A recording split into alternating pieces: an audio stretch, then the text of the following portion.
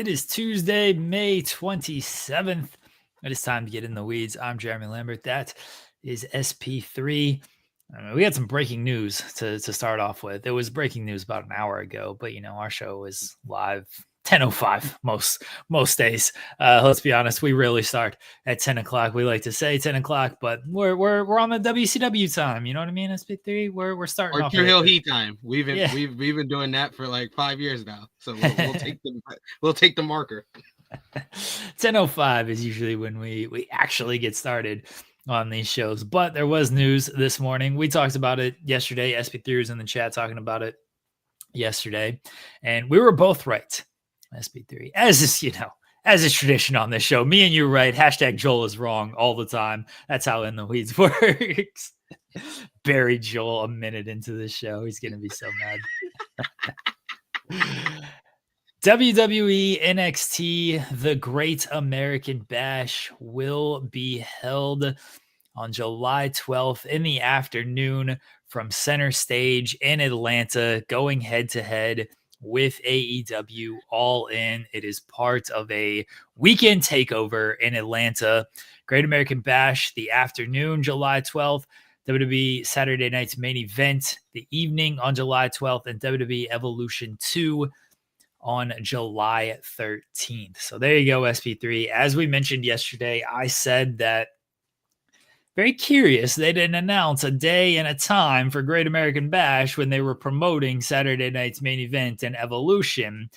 Feels like it's going to be on Saturday afternoon. And then we were talking about potential venues, and you said they got Center Stage there in Atlanta, not too far away from everything. We talked about, are they going to run that small? They don't care about the venue size. Exactly. When Joe made that argument, I was just like, dude, do you not realize that the goal is not about making money? It's about counter programming AEW. That's what it's all about. Like, why are you trying to go around going through hoops to figure out other ways? And it's just like, no, they're just gonna run whatever building is closer. That was the most logical building to go to. That's immediately why that came to mind for me. And it keeps them in close vicinity to State Farm Arena, and they can have people that are in Atlanta go to both shows. So this is what they do. This is what they do. This is what they do. And as expected, this is what they did. I will clarify on one thing. They did not give a exact time for Great American Bash. I don't know how people are going to react to that, but for the sake of, I like to always present the full facts out there, because sometimes people misinterpret things, misread things, or jump to things that aren't fully true. So they didn't give an exact time. All In starts at 3 Eastern. I guess there is a world where WWE starts at 1, and then you're technically not going to be fully head-to-head with All In. I'm just, again, for the sake of clarity and facts, I will say that there is a world. It's probably not this world, but there is a world where WWE starts the show at 1 and they are not fully head-to-head with All In. Again, it's not this world. I fully expect this show to start at 3, maybe even 4, honestly, but I fully expect it to start no later than 2. I think 2 would be the earliest they might go. And I wish they would do 2 o'clock just so it doesn't fully overlap. And I just always want these shows to start earlier. I just do. Hey, I'm all for AEW, especially starting their show a little bit earlier, but come on, WWE. I've never seen them this on it when it comes to counter programming, that you book a show, you book 2 shows over the weekend, and then add a third basically because we pretty much have had this reported that they were going to Atlanta that weekend and they were going to do Saturday night's main event, and Evolution was in the rumors and reports for months now. And then this Great American Bash was just a part of the announcement that they made on Saturday night's main event. And I, like you, I put 1 and 2 together as well, and I was like, when they showed the graphic and they didn't show Great American Bash on it, I was like, that's interesting. That's quite interesting. Let me see what they do here. So none of this is very surprising to me, but it's just you're making it harder for us wrestling fans, like the wrestling fans that do actually want to watch both things, that want to give NXT our full attention. Like, having them just be a counter program premium live event a brand now, it's lame. It's so lame, and it's not like the energy that I want from the company that is in first place by a mile. That's like being in first place in a race and then looking behind you and being like throwing freaking quarters and it's the Mario Kart. They're leaving the bananas. They're leaving the banana peels. It's so frustrating. Why? The thing with the counter programming is it's not the 80s. It's not the 90s. Like, all these streaming services nowadays, the way wrestling is consumed nowadays, like, you can't just, we're going to counter program you, and because we're on a bigger network, we're going to take away attention from what you want to do. No, AEW's on pay-per-view. They're on a bunch of different services with their pay-per-view. So fans in one area of the world have one option, fans in another area of the world have another option. And with such on demand nowadays, it's like, okay, well, Peacock, we'll just watch it later. It's on demand. We don't have to pay $50 for this. We don't need to watch this as it airs live. We can just watch it later. And it's not the 80s or the 90s. But as I mentioned yesterday, it's not just about, hey, we want to take away live viewers from your show. It's also about, we want to take away attention from your show. Yeah. And one way to do that is to counter program and then win the media war that week. WWE is going to get a lot of attention that week. They're going to have Goldberg's retirement match on Saturday night's main event. They're going to have Evolution. Great American Bash is going to get the less of the attention, but they already got those 2 shows. And then people are going to look at that and it's like, oh, well, you also got Great American Bash this weekend.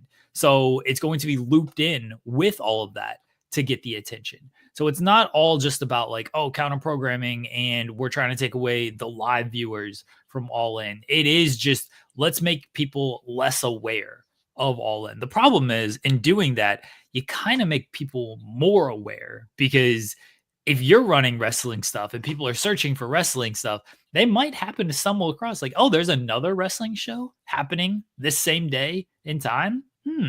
Let me see what that is all about. So it's almost a give and take on there, and they're clearly willing to, whatever they think they might give AEW in attention because they are putting on shows and, I might stumble across AEW. They think that's a worthwhile risk of, well, we're going to take more away from AEW by running the shows and getting media attention on our show, and they won't stumble across AEW. That's their prerogative. I think it sucks. As a wrestling fan, like, I just think it sucks. Like, just run these shows at different times, so I don't have to watch multiple shows at once. As a wrestling fan and as a content creator, I'm just tired. Like, I'm just tired. Like, you have to understand, content creation is my job now. Like, when I was working like in the hotel back in like 2019 and early 2020 before the pandemic, this would be like, oh, this is great, I had the balance of having, the content, the YouTube channel, doing a podcast or doing reviews for certain shows, but then I had the release of going to work. Now that it's like my full-time job of content creation and writing and all the different sites I contribute to, it's exhausting. I really feel exhausted right now. Like after this weekend, I feel exhausted. You got to get behind my idea of all the shows running. No. I don't want to be exhausted any day. I'm already exhausted with 3 shows on that Saturday. You get them out of the way on one day. They're just done one day. Imagine if that Saturday is you do NXT early, you do All In. Let's say NXT starts at 8 in the morning. It ends by 10:30. Then you can do Saturday night's main event. Saturday brunch main event is at 10:30. And then that's done. That's done by 12:30. All in, you do 12:30 to 4:30. The pre-shows can go head to head. I don't care about these pre-shows. I agree with Grace Streams. This sounds like Mania week, and I was exhausted after Mania week. But it's one day. It's not a full week. It's one day. But I didn't expect to be exhausted multiple weeks out of the year. I thought like after Mania week, I was like, you can take it easy for a while. We don't have any crazy weeks like that. Now it's like once a month. Yeah. Like at least June is relatively like a month off, because AEW is not running a pay-per-view this June. So it's basically like a month off after Money in the Bank weekend. You'll have, is TNA? I think, TNA is doing TNA Against All Odds. Running something. Yeah, they're doing Against All Odds, but they're not doing a major pay-per-view. So really the only major pay-per-views for me personally as a content creator is the Money in the Bank and Worlds Collide Saturday, and then the following week with New Japan's Dominion. And then I'm pretty much off for like 2 weeks as far as like busy weeks of doing previews and reviews for shows. But right now, man, coming off of this past weekend, I'm kind of tired. Like I only got a few amount of hours after Double or Nothing ended. I woke up. It was my day off, but I woke up a little bit later. And even my missus was like, "Oh man, you're waking up a little bit late." I was like, "I don't have to work. That's why." So she's like, "Oh, okay. Yeah, I didn't work. I didn't do the writing gigs yesterday. I took the day off so I could just focus on doing a review." And then that review went ridiculously long, but it was a great time. Go and check it out. Yeah. But now, like today, when you asked me how I'm doing before we went live, I was like kind of tired. Like I stayed up and watched Monday Night Raw live, and now I'm just kind of tired. I'm like, now the weekend is catching up to me, and now I'm gonna have to do it all over again in July. Guys, we're 13 minutes in this video. Leave a thumbs up on the video. Look at that, fireworks early. Leave a super chat, get your question, comment, statement read on the air. Tap the bell for notifications. Subscribe to the channel. All that fun stuff you can do. See, everyone's too focused on the one day you got to work and not the 6 days that you get a break. Imagine SP3. Imagine if you had a break today because you did everything yesterday. And then you had a break tomorrow. And then you had a break on Thursday and Friday and Saturday and Sunday. Because everything was done on Monday. You're too focused on I got to work really hard this one day. Yeah. No, because then if everything's on one day, then I have to spread out my content schedule. I have to spread it out because then I'll have to do a review for all of these shows that happen on one day throughout the rest of the week. You already do that. You already do one show a day reviewing all of this. You already do all that. Also true. Also true. I'm not saying you're wrong. You can combine damn great streams. Why you have to remind me? I forgot that WWE's running 2 shows in June. I'm frustrated. I know that's Kate in the chat. in the Fightful because she's being nice. If SP3 is tired, the system is broken. Maybe I'm broken. I don't know. But you okay? Tired. You okay? I'm just tired. No. I'm tired. I'm tired right now. Why does WWE have to counter program?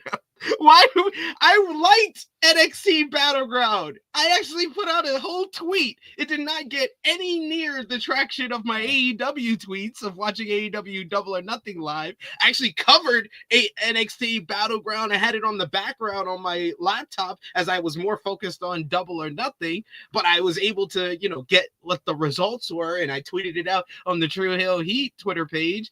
But then I actually sat down and watched Battleground early yesterday, and I was like, oh, this is a fun show. But no one's talking about it because they decided to counter program. I think the counter programming is, as someone who finds the pettiness and everything funny, I think it's kind of funny, honestly. I think WWE doing this, it just speaks to their mentality and like what they think wrestling fans want or where they think they are. And they are, like, they're the number one company. I saw somebody mention like, oh, AEW's on their heels. AEW's far behind. And that is not a knock on AEW. AEW is doing great. They are the second biggest company by the AEW. When people like to boost up TNA, it's like, oh, TNA, but no, AEW has stranglehold on that second spot. Yeah, they are. Yeah, I think even someone, and we always bring him up when I'm on here, Jimmy McAree. Even he has said, like, there's WWE up here, then there's a big gap, and then it's AEW right here. And he's even said the gap between AEW and TNA might be bigger than the gap between AEW and WWE, because with WWE and AEW, you could still make big money and you're still a part of the second biggest major brand. But with TNA, and especially TNA with a partnership to WWE, they're even more of a distant third in comparison to AEW's distance, and there is a distance between WWE and AEW. Yeah. But it does show just how they view AEW. Like, it just shows that, like, we feel they are enough of a threat that we want to continually counter programming them. Because if they didn't feel this way, they wouldn't be paying attention to them at all, like they did to TNA for however many years. TNA, Ring of Honor, they barely paid attention to them unless they wanted to get talent from them. That's all they ever did. They didn't pay attention to them at all. They didn't counter programming what they were doing. The only time they actually, like SP3 said, paid attention is like, hey, what kind of talent do you have over there that we like, that we may want to take from you?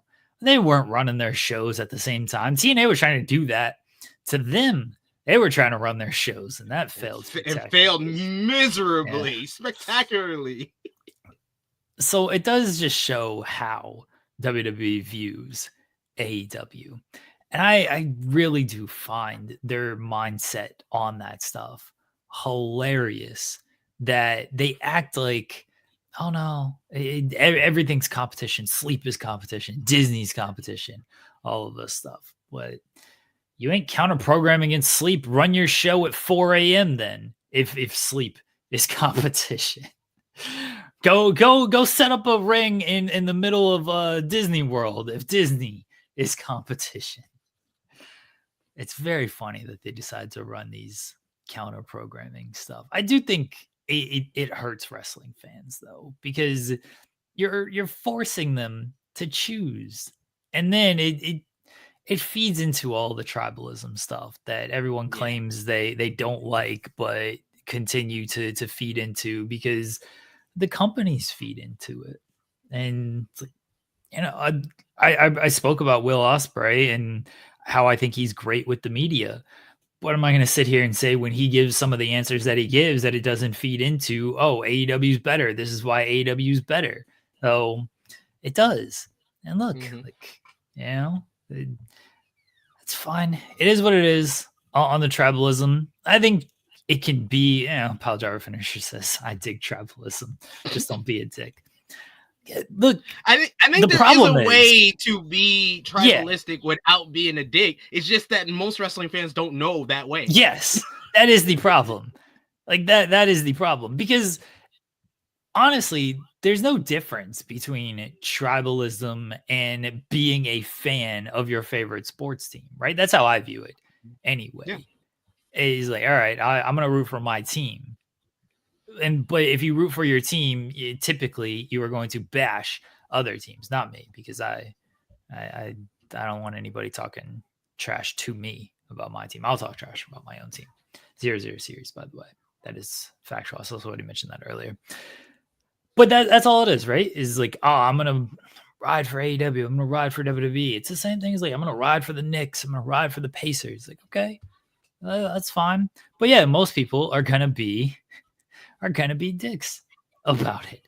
Very rarely do you get just like civil fans when it comes to this kind of stuff. Yeah, they fans and wrestling fans in general don't know how to be like, I like WWE because this, and this. They be like, I like WWE because AEW's trash. They don't sell any stories. And then there's AEW fans who can't go, hey, I like AEW because of this. They go, I like AEW because WWE, they're just too mainstream. They're just too much sports entertainment. They're too focused on characters and presentation. Like, yeah, I just wish that we had more fans that knew how to be a fan of your promotion, be a fan of the wrestling that you like by bigging up the wrestling that you like. Like me, as someone who has long been a New Japan fan, I like New Japan mainly because it makes me feel something when I'm watching wrestling. When they tell these long-form stories, when I see a great Tokyo Dome or Osaka Joe Hall or Kurgan Hall main event, it makes me feel something, and I feel like I'm there with the crowd that's getting so excited and so into every near fall, and I feel that type of emotion that made me a wrestling fan when I was young again. And a lot of times, like, the top two promotions don't always make me feel like that. AEW Double or Nothing, whole reason why I jumped on here on my day off yesterday was because AEW Double or Nothing made me feel something. It made me be like, yeah, this is why I liked AEW. This is why I was into the idea of AEW back in 2019, because I was a huge fan of the Elite. I love what they were doing to the wrestling scene outside of WWE and making that feel hot again. I was at All In 2018 at the Now Arena in Chicago, Illinois, back then the Sears Center in Chicago, Illinois. And I always said that was like one of the greatest events that I've ever been to live. And if you ask me to list what's my like favorite events that I've ever been live, AEW is gonna be like a lot of those events, All in London 2024. Me and you sitting next to one of my good friends that I've met through wrestling, like you at Revolution 2024. The whole lunch that made me wrestling Twitter famous back in 2021 at Full Gear. That's one of my favorite events. Like AEW Double or Nothing made me have that feeling of, oh wow, wrestling can feel hot outside of WWE again, and I don't need to focus on what WWE is doing wrong. I could just embrace and praise what AEW is doing right and why it makes me feel like a fan again. And then I get to come on here and do my job and talk about it and explain the nuances of the different character work and the stories that they're telling in combination with spectacular, out of this world professional wrestling. Like, all these things make you feel great. This year I've been able to do that with like a promotion that I'm more of a casual fan about, like Stardom All-Star Grand Queendom. That made me feel something again. And like, it's really great. And I put out the tweet earlier today that it's really great, all the positivity that I'm seeing on my timeline in regards to AEW coming off of there, because wrestling overall is more healthy when there is more than one promotion that feels like it's hot. Like I've long said, I became a content creator back in 2017 because I felt like the YouTube scene, as far as what I was seeing from wrestling YouTube and what I was seeing from wrestling media, it was too WWE centric, too WWE focused at a time in 2017 when WWE was utterly trash. And I literally started my podcasting career on True Hill Heat with the hashtag WWE booking in 2017, just basically saying they don't care, so why should we? But like, and then I wanted to talk about being the elite. I wanted to talk about New Japan Pro Wrestling. I wanted to talk about going to Hammerstein Ballroom and watching Ring of Honor. I wanted to talk about old school wrestling, like All Japan in the 90s. I wanted to talk about Pro Wrestling Noah from the early 2000s. I wanted to talk about Mexican promotions, like watching AAA when it was actually good in the 90s with my grandmother on a Spanish network. And that's how I learned Spanish phrases for the first time, and discovering CMLL back in like the early 2000s. Like I wanted to talk about all that stuff. I didn't want to talk about WWE anymore, and that's why I became a content creator. So when you get great shows like AEW Double or Nothing, you get that feeling of you're not a content creator anymore. You're a wrestling fan who's just expressing themselves and talking about it. But like when you're doing all this counter programming stuff and all this, it's just really exhausting, especially when you're number one at what you want to do. I've said for the longest time, WWE, and it's the last couple of years has been a change so don't get me wrong. There has been a change where WWE has wanted to please fans and wanted the fans on their side because of everything that went on with Vince McMahon. But clearly, to start off 2025, they went right back to the WWE that I've always known them to be. They don't give a crap about me. They don't give a crap about you. They care about your money and the bottom line. And now my daughter's telling me to shut up. Jesus. Shut up, Dada. Bursting in. She's look at this WWE bootlicker over here. Coming in here. I heard her. She almost took out my kneecap. Yeah, she's about to ruin your whole setup there. That was my missus who used to work for the company I'm ranting about. She was like, go in there and tell him to shut up. Yeah. He's gonna ruin our money when we get back to America. When did Harlem become such a WWE bootlicker? Jeez. Can't believe her. She loves Cody Rhodes. Cody Rhodes was on CBB's reading a story. I love the pun. I love the pun there. And now she's been a Cody fan ever since. And then she's also a John Cena fan. I got her a John Cena shirt. She got her first wrestling shirt. It was the John Cena shirt. Nice. I do have the tiny one likes the John Cena. She's a fan of the Roman Reigns. She acknowledges the tribal chief. That's who I've gotten her into. So yeah, I make sure to let them know Cody's a giant dork and to not be Cody Rhodes fans. That's my biggest accomplishment as a stepfather, is to make sure that they know Cody Rhodes is a dork and do not cheer for this man. Call himself QB1. Get out of here. Get out of here. Nonsense. Wait, when was AEW counter programming TNA? Or is that a joke? Is that a joke in the chat? I'm trying to think. I'm sure it happened. Like I'm sure it happened. Yeah, it probably happened, but it wasn't like this many times. That's my point. If this was just one time or by accident, if it wasn't a freaking, it seems like a company objective mandate, operative, a mandate, like that's when it's like I'm saying that's the part of my rant where I'm saying that's the part that gets exhausting. And it's mainly exhausting. It's mainly exhausting because like you don't have to do it. You don't have to do it when you're number one. When you're number one, you shouldn't have to do that. People are saying Thursday collisions. That's not counter programming TNA. That's not counter programming TNA. Sorry. I got burned. You got burned? You want to show everybody how you got How I burned? got burned. Damn, you AEW fans, stay away from my daughter.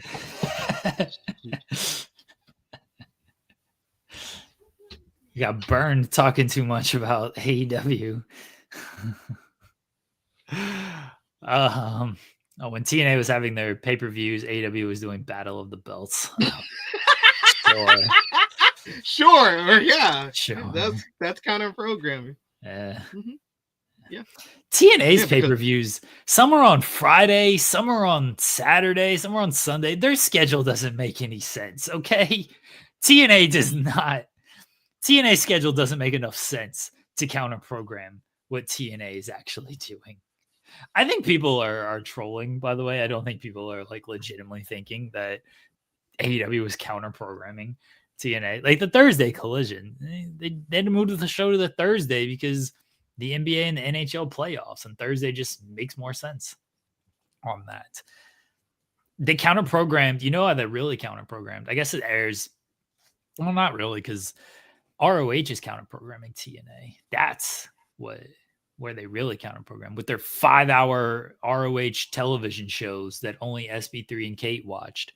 Because who could possibly care about a 5-hour ROH TV show? Yo, when they used to do 2-hour ROH I remember. shows, oh my God, you should see some of the private messages me and Kate would have with each other. Like, what are they doing? Why does this show need to be this long? I remember seeing those run times, and I'm like, why do you have 2 hours of like squash matches? What is happening here? This show should be an hour. An hour at the most. If you do 45 minutes, cool. But what are you doing with a 2-hour ROH show?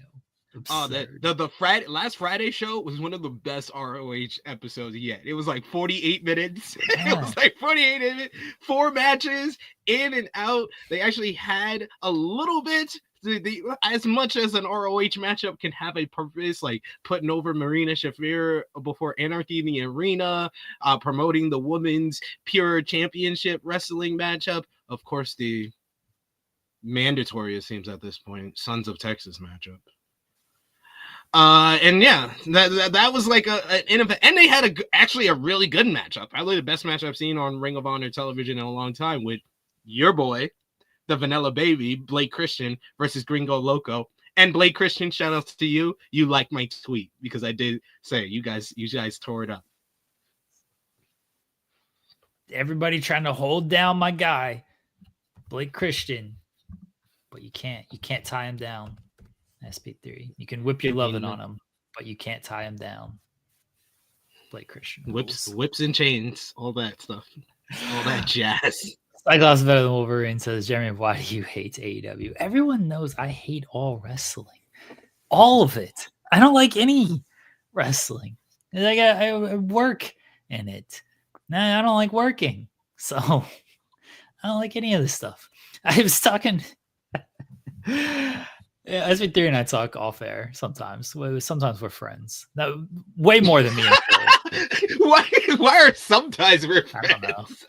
That's what I usually do that with the Joel bit. So that's why I was playing off that way more than me and Joel. SP3 and I are friends.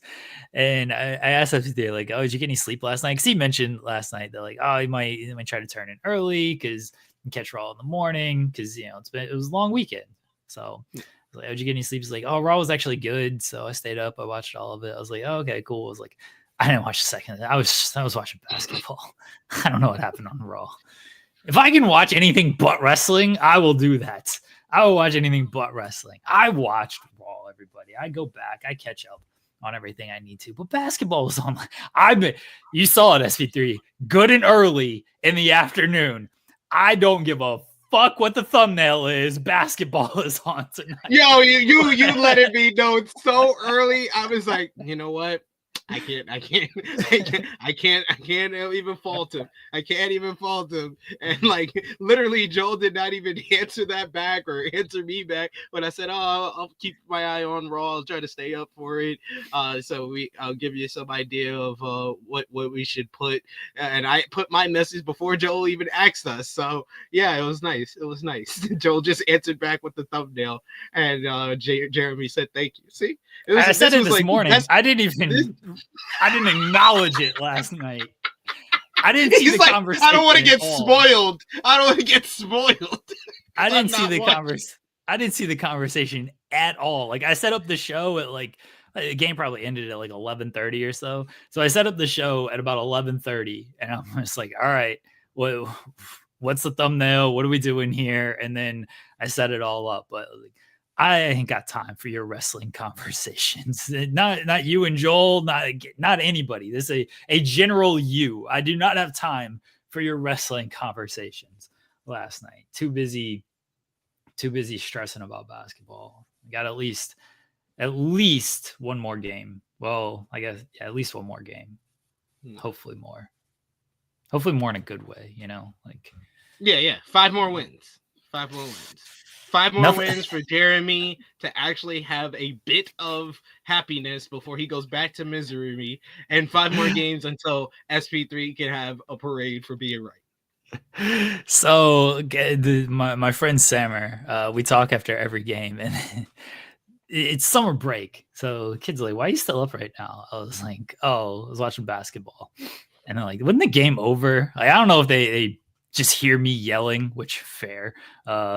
Or they just pay attention, but it's like, isn't the game over? I'm like, yeah, but then I talked to Samra for like an hour after the game, and we got to like break down everything. And during our conversation last night, we were like, this isn't fun, like it's not fun at all. Like, and I'm like, yeah, because like there's expectations. It's not fun. We had this conversation when we're making fun of Cope, and Cope saying, "Oh, it's a fun season for the Leafs." That's what you say when you are lying because you want to act like you had a fun regular season and your team failed miserably in the playoffs, or you're the underdog team and it's like, oh, you know what? We did way better than I expected. So it was a fun season. Those are the only 2 fun seasons in sports. You're the underdog or you're lying. And this has not been a fun season for OKC because we have the expectations. So no, none of this is fun. In the words of Greg Popovich, fun, you got to use a different word. I don't know how to quantify fun. We're trying to win a sporting contest out there. None of it's fun. It's like, yeah, we're just miserable until the next game. And then maybe, if by chance we win a championship, we'll be happy for a couple of days. And then something bad will happen, and who knows? It won't be fun anymore.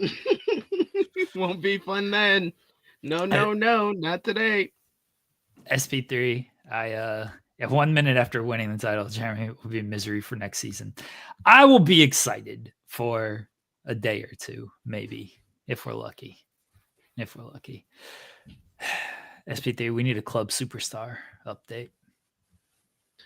All right, so on Club Superstar update, we got Shea Gildress-Alexander is actually had his ID scanned by the bouncer. Okay. He's actually had his ID scanned by the bouncer. He is over the age limit, and he's about to have the red what's the thing? The red thing that they lift up when they let people in, that thing. He's about to have it open. It's pretty much unhooked. They just have to open it to let him in. So he's 1 win away from Club Superstar. Anthony Edwards, he's been told he's not allowed in VIP. He's not allowed in VIP. He's still at the bar, drinking his drink at the bar. He's not allowed in VIP. While Shea is about to be escorted to the VIP room because he got an MVP trophy and he needs space to put that down. So that is the update as far as the Western Conference. As far as the Eastern Conference, Jalen Brunson might be actually ahead of Tyrese Halliburton in the line again, mainly because Karl Anthony Towns is trying to push Halliburton out the way. Halliburton is ahead of Brunson right now, but Karl Anthony Towns is actually helping his friend get pushed up into the line, kind of like the hot girl that comes up while her other friends are on the line, and they come up and they help. Both of them got fake IDs trying to get in right now. Yeah, he did. That's what my last update was that Halliburton had his ID in the bouncer's head. Now his ID ain't in the bouncer's head. He had a fake ID. You're absolutely right. He had a fake ID. He was told to get back in line. You come back when you have an ID. He's back in line. He's second behind Shea still, but after tonight, he might be told, get the hell up off the line because you got a fake ID. You need to get the hell up out of here. Karl Anthony Towns is at the back of the line because he the way he played. If he plays like that again and he saves the next season, he might be on the back of the line. He ain't getting in the club no time this year, but he on the back of the line. Jalen Brunson was on the bench when Club Superstar was popping and the Knicks made their comeback on Sunday night. So looking forward to the game tonight. It's nice watching these games with like a little bit of calm and peacefulness of like, hey, let's just hope both teams have fun in this game. It's been a really good series. It has been a very good series. Yeah. Comebacks in 2 of the 3 games, a very close game in game 2. And yeah, so I've been enjoying that series where I kind of, if I am watching wrestling, I will have a second screen open to watch Knicks in Indiana because that's been a fun one. I'm with you, old Nudie. What a name. I'm with you, but SP3 is over here just denying Shea because Anthony Edwards has a good PR team or something. Yep. I don't know. Yep. He's got the personality. He's got the personality to be in club. He's got the personality to be in Club Superstar. Shay's almost there. Shay's almost there. Just based on his play, based on where his team is at. He's gonna be invited in after tomorrow. After what is it? Wednesday night, maybe invited in. Almost there. He's got more Western Conference Finals wins than Anthony Edwards has. Fair. And less trips. Fair. Too. Fair. That is fair. Just because he hasn't beaten an old Kevin Durant in the playoffs. Was he a number 1 draft pick? That also adds to the Club Superstar of it all. Andrew Wiggins in Club Superstar? No, because he never killed any legends. Like Anthony. He's got a ring. He's got a ring. Anthony Edwards, he didn't even have to show an ID to get into Club Superstar. He just dragged the dead bodies of everybody that he beat in the playoffs, and that's how he got into Club Superstar. He beat washed Kevin Durant. Big deal. Washed Kevin Durant. Kevin Durant's still one of the best shooters in the league. Tell me the last time Kevin Durant has won a playoff series. I'm not saying that. I'm just saying he's still one of the best players in the league. He's a very good offensive shooter. He doesn't impact winning. He doesn't impact winning like he used to. He beat washed Kevin Durant. Good for him. Fair. I mean, when he has Bradley Beal on his team, that loser. That's it. That's all he's done. Shea beat Jokic. He beat LeBron and Luka. Washed LeBron. Ant-Man beat Jokic too. He beat everybody that's in Club Superstar. If you do that, then you're invited into Club Superstar. You are grandfathered in. If you beat everyone else in Club Superstar, you are grandfathered in, and that's what Ant-Man has basically done outside of Curry. Can't give him Curry. I can't give him Curry. He beat washed LeBron and overweight Luka, according to Nico Harrison. I mean, yes. I literally got into a debate. Like I was really close to inviting my nephew on the show. I don't know how his like laptop and stuff is functional because we had a whole argument on IG Messenger about him because he's a big most of my family. We I've told y'all before. I told y'all the family secret that we're related to the Kyrie family. So most of my family is big Kyrie fans, and my nephew has been like on this whole propaganda of if Luka didn't get traded, the Dallas Mavericks would win a championship this year. And I'm like, no, not with Luka not in Luka the shape he was in. Not with Luka in the shape he was in. I do think, I don't know if Dallas would have won a championship, but this is full butterfly effect stuff. You look at the two teams that are in the conference finals, and obviously this OKC team is different from last year's OKC team. And the Timberwolves are a different team from last year as well because of the Randall trade. To be fair, my nephew is 23 now. He's 23. He just graduated college. He's 23. Oh, okay.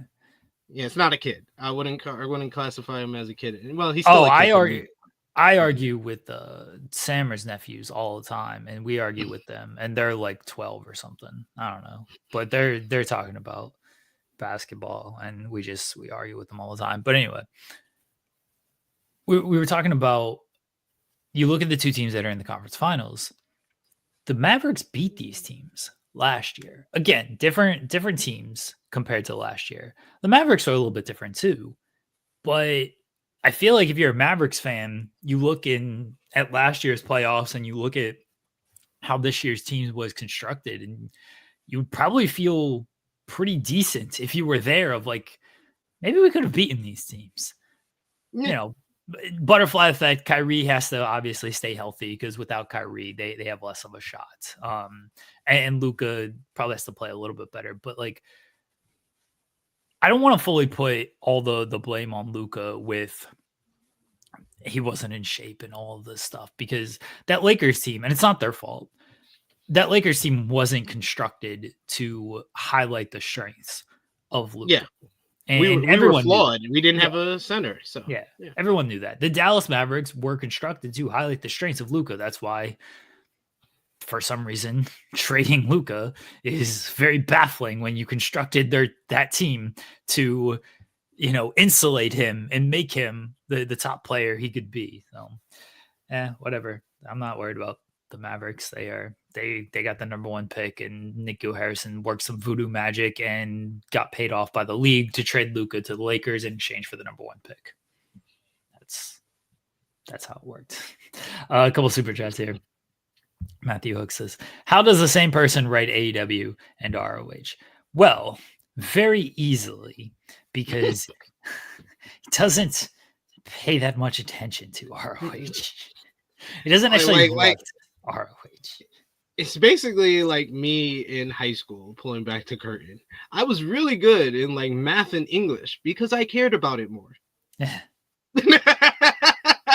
And I was not good. I wasn't that good at like science and history because I didn't care that much. I could have done well in history, but I just didn't care that much. I liked writing. I liked doing numbers because I like counting money. Like those are things that I was good at. So I cared about it more. So I did better in those. The ones that I didn't care about were mainly the subjects that I struggled in. So yeah, that's why Tony Khan is better at writing AEW than he is Ring of Honor. He looks at ROH and he's like, all right, I got a fill program for this week. Let's put a bunch of matches on paper. That's why I should get the pencil. I will write the television show, and I will make it the greatest television show that no one ever watches. Louis says, Vanilla Fumble is not being there for Volbeat. Look at Louis. Look at Louis picking up Volbeat. I'm Vanilla, baby. There we go. There's the drop. Undefeated in ROH. Undefeated. Give him his theme song. That's all I'm asking. That's all I'm asking. Do it. Not like and I love that there's still the argument that I've seen like people on like comment sections, so you shouldn't really care about those too much. But I've actually seen people who still are under the assumption of, oh man, AEW would be doing so much better if Tony let someone else book it. I was like, no, they're doing better because he's more focused on booking AEW. The one that he needs to give up is Ring of Honor. Stop doing it. Like, let someone else do it so you could just focus all your booking abilities and your matchmaking and your storytelling on AEW. You're actually doing well with that. So let's continue on that path. But give the Thursday show that you don't care about to somebody else backstage. No, give it to me, not somebody backstage. Give it to me. I want. If you had better ideas, I would what? Be better ideas. Yes, if you have better ideas. I'm gonna make the show. Or if you had someone like me with you, you're like you need someone to filter your ideas through. I don't want to filter my ideas. I'm gonna go out there and put on something different. You know what I mean? Like, oh, there's a cool wrestling match and there's another cool wrestling match. No, variety show, SP3. We love the trash reality. That's what I'm going to give the people. Wrestling's version of trash reality. You know you'd watch. I watch everything, so that's not saying that's much. True. Yeah. That's true. WWE Raw last night. I didn't watch it. What happened?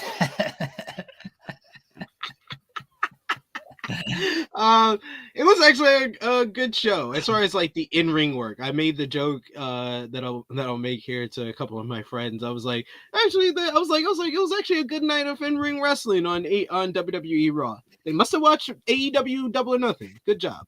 They was like, oh, we gotta actually try tonight. I will give Triple H some credit here. No DQ finishes. No DQ finishes.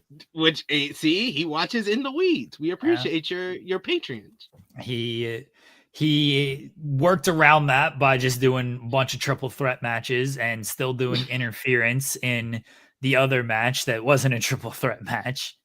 But to the point that the crowd knew. The crowd did. They were getting a really good triple threat matchup, and they sat on their hands for Seth Rollins, Sami Zayn, and Finn Balor. Three of the best workers, three of the most professional wrestlers on the WWE roster. They sat on their hands for like 15 minutes because they knew nothing was going to happen until one of the Bronsons came out. It was like, someone's going to interfere in this matchup, so we're only going to care when that starts happening. And then they reacted big for the interferences spots. So it is sad that they've just conditioned the fans to just be like, all right, don't worry, the run-in's coming, the interference is coming. I know this match is cool, but just wait. There's going to be more added to it. Somebody's going to come in, a chair's going to get introduced. Don't worry. And they were triple threat matches, no DQs in triple threat matches. Triple H figured it out. He's like, can't do a DQ if it's a triple threat match. You know, can just do as much interference as I want to do. It'll be fine. But regardless, no DQs. I give them credit because they could have done one. They could have done one in Kyrie and Liv. I expected a women's match to be added to this show, and I expected that to be the DQ on the night, but they didn't. They managed to get through that match without a DQ. Still had some interference because, of course, but they at least didn't do a DQ on it. So. Yeah. Yeah, and out of the 4 matches that we got, 3 of them had interference. So yeah. we still got our tropes that we're going to continue despite not having the DQ finish. But we got to take the baby steps, similar to me taking the baby steps with the Dangerous Alliance or the Seth Riders or the Vision, whatever you guys are calling it this week. But I actually liked the opening segment mainly because Seth moved out the way and let Paul Heyman start it out, at least so before he ruined it. But Paul Heyman was freaking fantastic. Can we just talk about how good Paul Heyman is? Just let him talk all the time. We don't need to hear from you, Seth. We don't need to hear from you, Seth. Move out the way. You have one of the all-time greats. Like, imagine if Scottie Pippen started taking more shots than Michael Jordan back in the 90s. Like you're with the GOAT. Why are you taking more shots than the GOAT? But like, Paul Heyman was amazing. I love the introduction of everybody. That whole soliloquy about Broad Breaker was superb.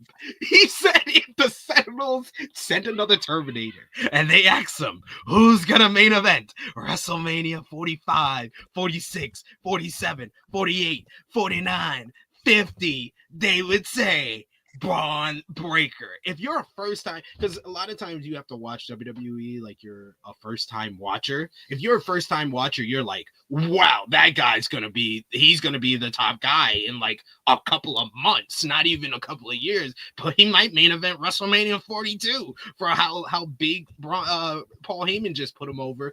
And I like him being the one to kind of give us a blanket statement in regards to Bronson Reed joining the stable. We're gonna need more. We're going to need more from both Seth and Bronson Reed to explain it. And I think Bronson's going to need the microphone the next time they do a promo so he can kind of give his reasoning for joining up with the Seth Riders.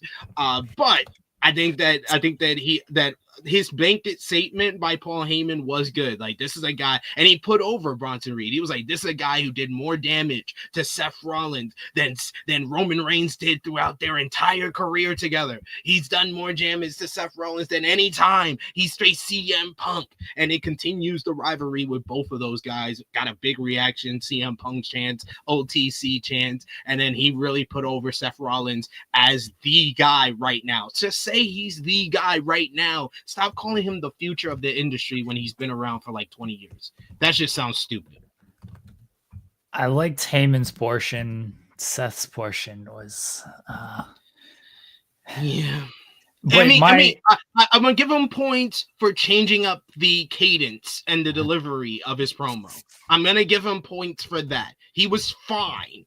He was horrible the last time he had a microphone to kick off the show. That I'm the visionary.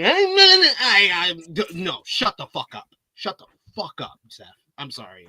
Maybe I'm too early to be cursing, but that just like, yo, it just annoyed me so much. So I take these baby steps. I'll take it.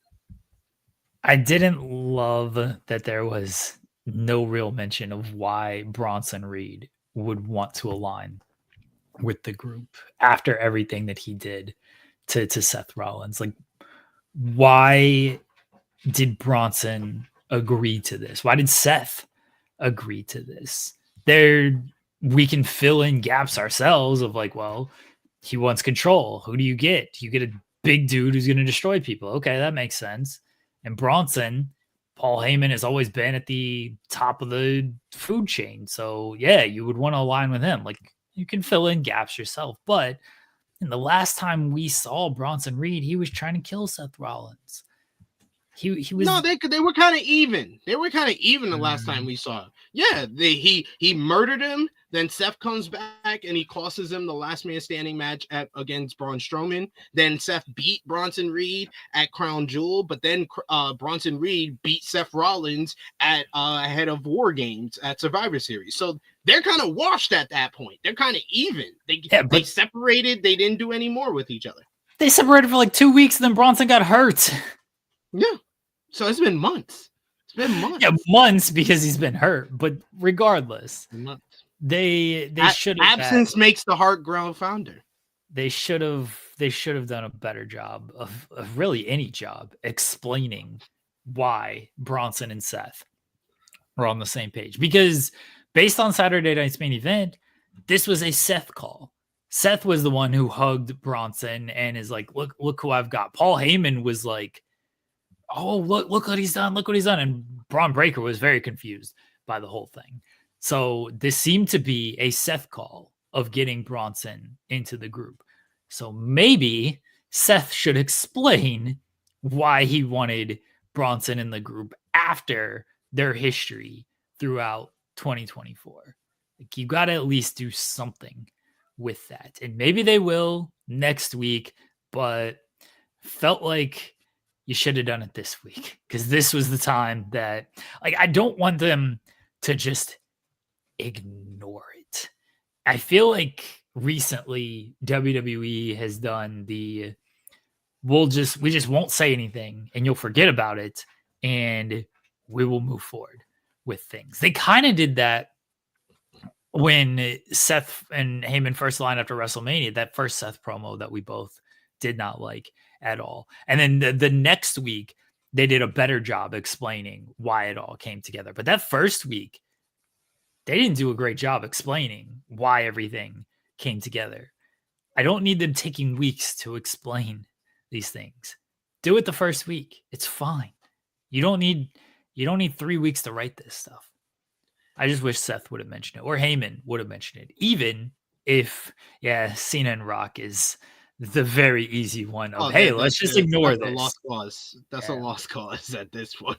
Like, just give something, just something out there instead of just ignoring for the week. I'm with you. I liked Heyman's portion. Seth wanting total control and total power. Okay. What does that like really mean? You know, what's the title? So what do you know why? You know why he can't have total control and total power in WWE?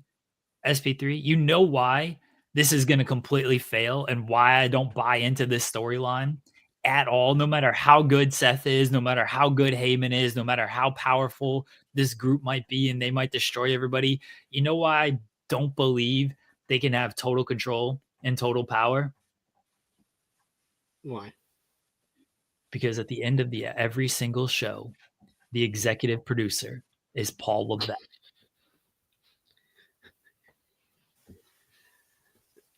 I mean, yeah. I don't Triple H. I think Triple H has an ego problem. I don't buy that Rollins can have total control and total power when I know, because it's told to me every single show, this is the guy who's putting the show together. What you see on television is just a television show. They need to put Seth as one of the executive producers. That would actually be good. I would actually like that. If they listed Paul Heyman as one of the executive producers for some of these shows, I would like that. Be like, all right, you know what? Maybe Heyman is pulling some strings back here. But until then, I can't buy it. He's just a character on a television show. And I know who's actually pulling the strings. I know who's actually running it. And if that executive producer title isn't enough, don't worry, folks. He'll be on television to let you know himself when he needs to, that he's actually running. If there's a title to introduce, if there's a tournament to set up, if there's an event to be announced, he will show up on TV himself to let you know that he's making all the calls. So I can't buy that Seth Rollins is going to get total power because executive producer, Paul Levesque. Yeah, that WWE Unreal thing is such a bad idea. Oh, I'm excited. Such a bad idea. I'm excited for it. I'm very excited for it because I'm not saying it's a bad idea for us as viewers. It's going to be great for us as viewers and people that watch it, especially people that do what we do. But as far as WWE, I think that this is a horrible idea. It's a horrible idea, but here we are. It's not though. They don't think it is. They don't think it is because they want you to know who deserves all the credit. They want you to know, hey guys, these guys are just characters on a television show, playing the script. We hand to them. That's what it is. Jey Uso, we're gonna strap the rocket to him. These are the matches we want to make.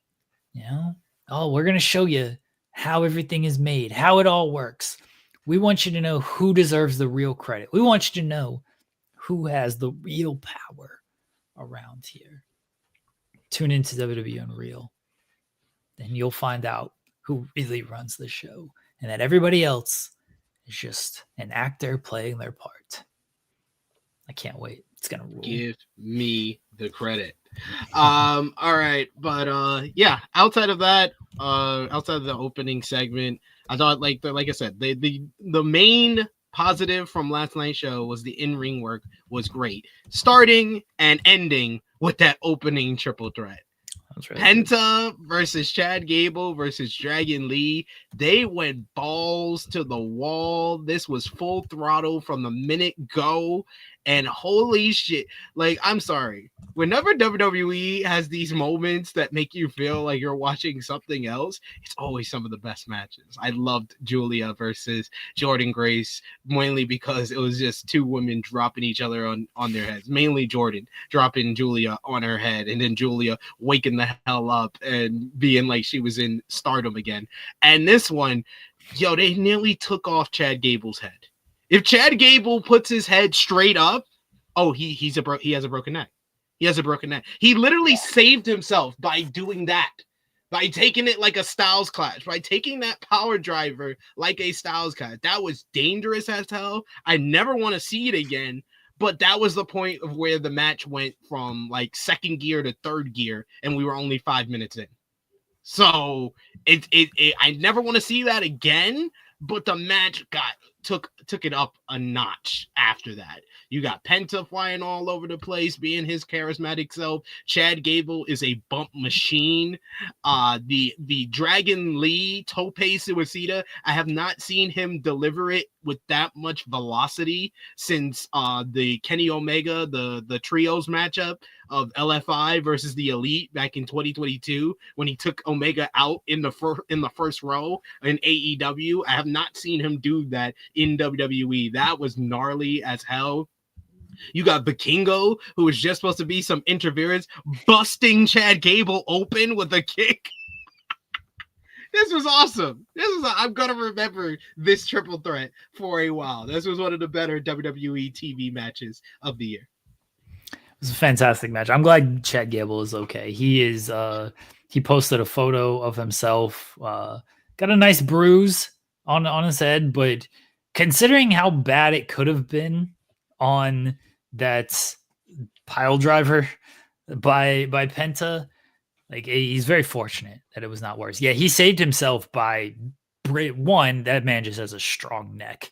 I was like, yeah, you know what? If anybody can take this move, it's probably Chad Gable because that man's neck. He does because he does those neck bridges. Yeah. He does the Blackpool Combat Club.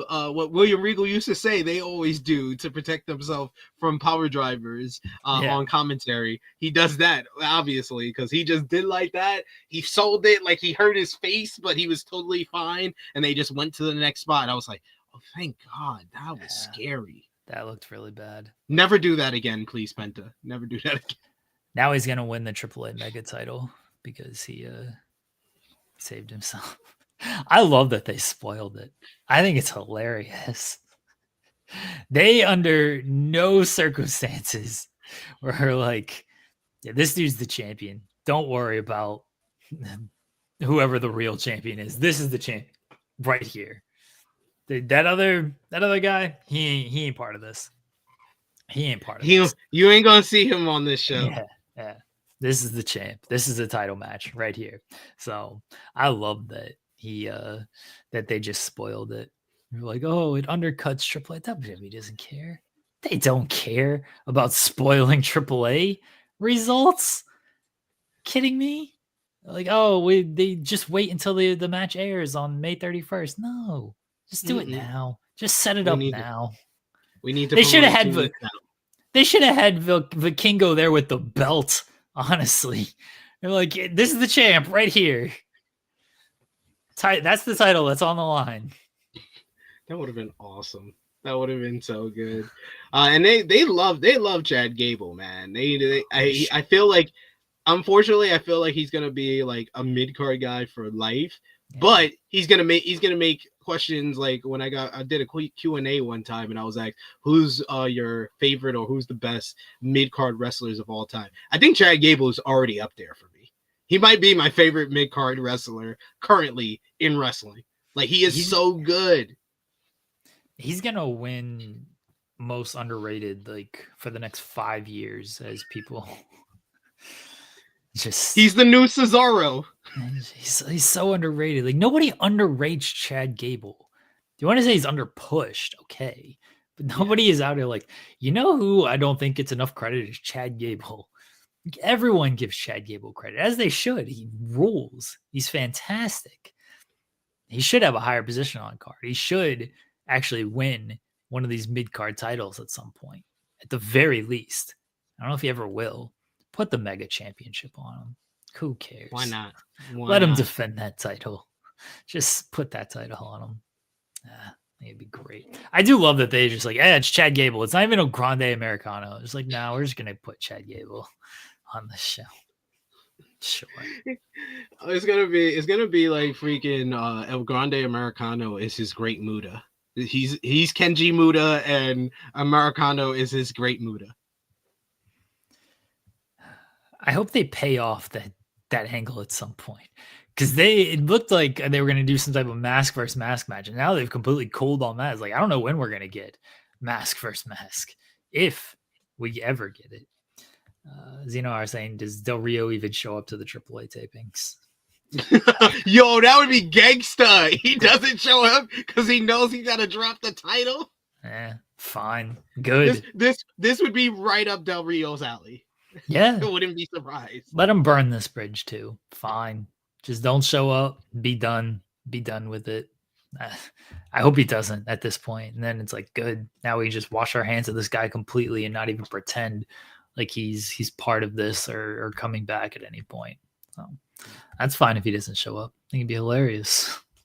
I think it would be too. And they're apparently getting the titles off of the people that were involved, like against Stephanie Vicaire as well at that taping. So they're obviously WWE has some control over the booking, regardless of how it seemed before. Yeah, they are already taking over the booking for it too.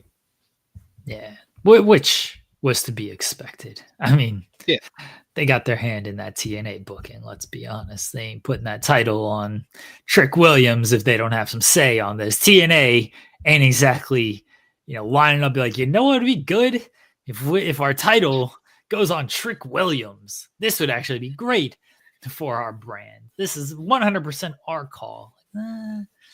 We're trying to sell some tickets for Slammiversary. That's the hell we're doing. It just made sense for Trick Williams to win that damn title. I was fine with Trick winning. I said for months he was gonna win that title. WWE owns AAA, so they should have their hand in the booking. Honestly, like they own the company. It's their right to be like, yeah, these guys are gone. We want these guys in there. So. The other triple threat match, the other Money in the Bank qualifier was, as we mentioned, Seth Rollins. He defeated Sami Zayn and Finn Balor. Old Dominic Mysterio screwed up, as he does. When he's not eating chicken tenders, he's just screwing things up. And did he screw up? Because that was very similar to the way he slid in the chair for Rhea versus Liv at SummerSlam. Yeah. So did he screw up, or was it Liv basically gave Dom the directive to go out there and do that to get a little revenge for Finn obviously trying to play puppet master with the drama within the Judgment Day earlier in the show? Finn, who hates powerful women, now Liv is back, and so he is upset that Liv has returned and he can no longer use Roxanne Perez until she becomes too powerful, and then he has to, bring in someone new to dethrone her. That is Finn's MO at this point. Hey, all I know is that this is the most interesting Finn's been in a number of months. His facial expressions during these Judgment Day segments are incredible. Him just smiling when Liv comes in, he's like, all he needed to do was add the Birdman. I'm getting what I wanted. Freaking Dom getting a massage and chicken nuggets from Roxanne, and he's just like, and then later in the night when he basically stuck up, that audio was awful on that second Judgment Day segment. Oh my God. Even commentary had to mention so someone was controlling the audio. I don't know who that was. But yeah, the audio was awful, but he was no, that wasn't Roxanne's fault. She was trying to help you. You would have got the job done if Raquel wouldn't have started arguing with Roxanne. And he was absolutely right. I was like, Raquel trying to blame Roxanne. And it was like, no, it's obviously your fault. You're mad at her for helping your friend. How'd that sound? That was stupid. You're making a big deal, distracting Liv, and that's why Liv lost. I would agree with Finn, but he don't know how to hide his emotions at all. He up here smiling. He's like, yeah. I was like, yo, Finn is hilarious. I love Finn. Finn. I've enjoyed the Judgment Day 2 weeks in a row, which is a new record since the summer of 2024. He should focus on trying to win matches and less about, trying to take down powerful women. That's my opinion on Finn Balor. Try to win, Finn, instead of holding women down, powerful women who you can't stand that they got all this power. Trying to ruin relationships. Focus on yourself, Finn Balor. That's my advice to him. He tried his best. No, he hasn't. If it wasn't for Dom should know, but haven't we learned our lesson? This is now 2 years, guys. Finn don't know how to pick up weapons.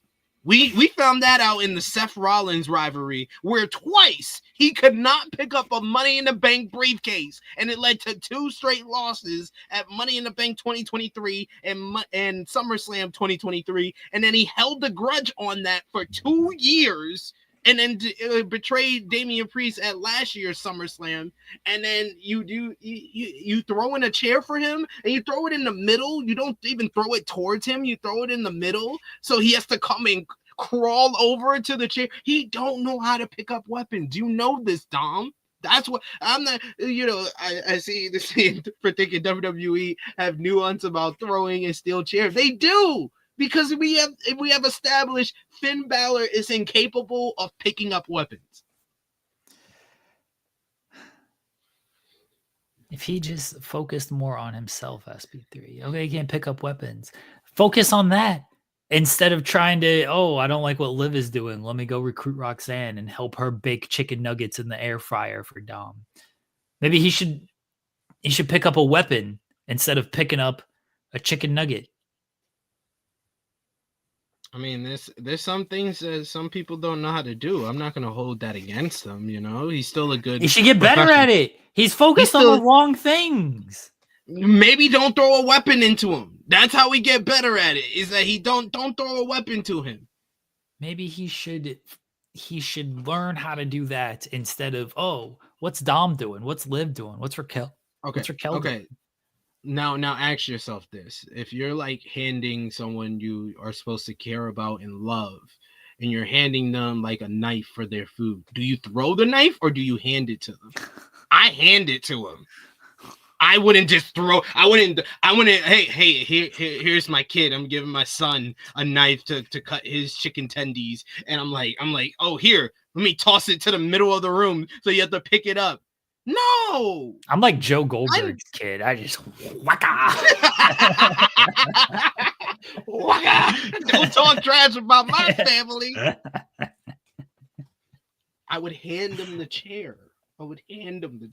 Don't just throw it in there all willy-nilly. Come on. We got to know his deficiencies. We didn't mention that Penta won the first Money in the Bank qualifying matchup. And then the second one, which I thought was another great matchup. Those were they bookend the show with really strong Money in the Bank qualifying matches with Seth Rollins, Finn Balor, and Sami Zayn. You had Braun Breaker come out with that's near fall on. I think it was like a shotgun drop kick. Then Seth hits the pedigree. Then he backs up into the corner. He takes the Aluva kick. Sammy has the win 1. And then the Bronsons come down and they pull Sammy out of the ring and they start beating down on him. Then Jey Uso comes through. He starts making the save until he gets a spear from Braun Breaker.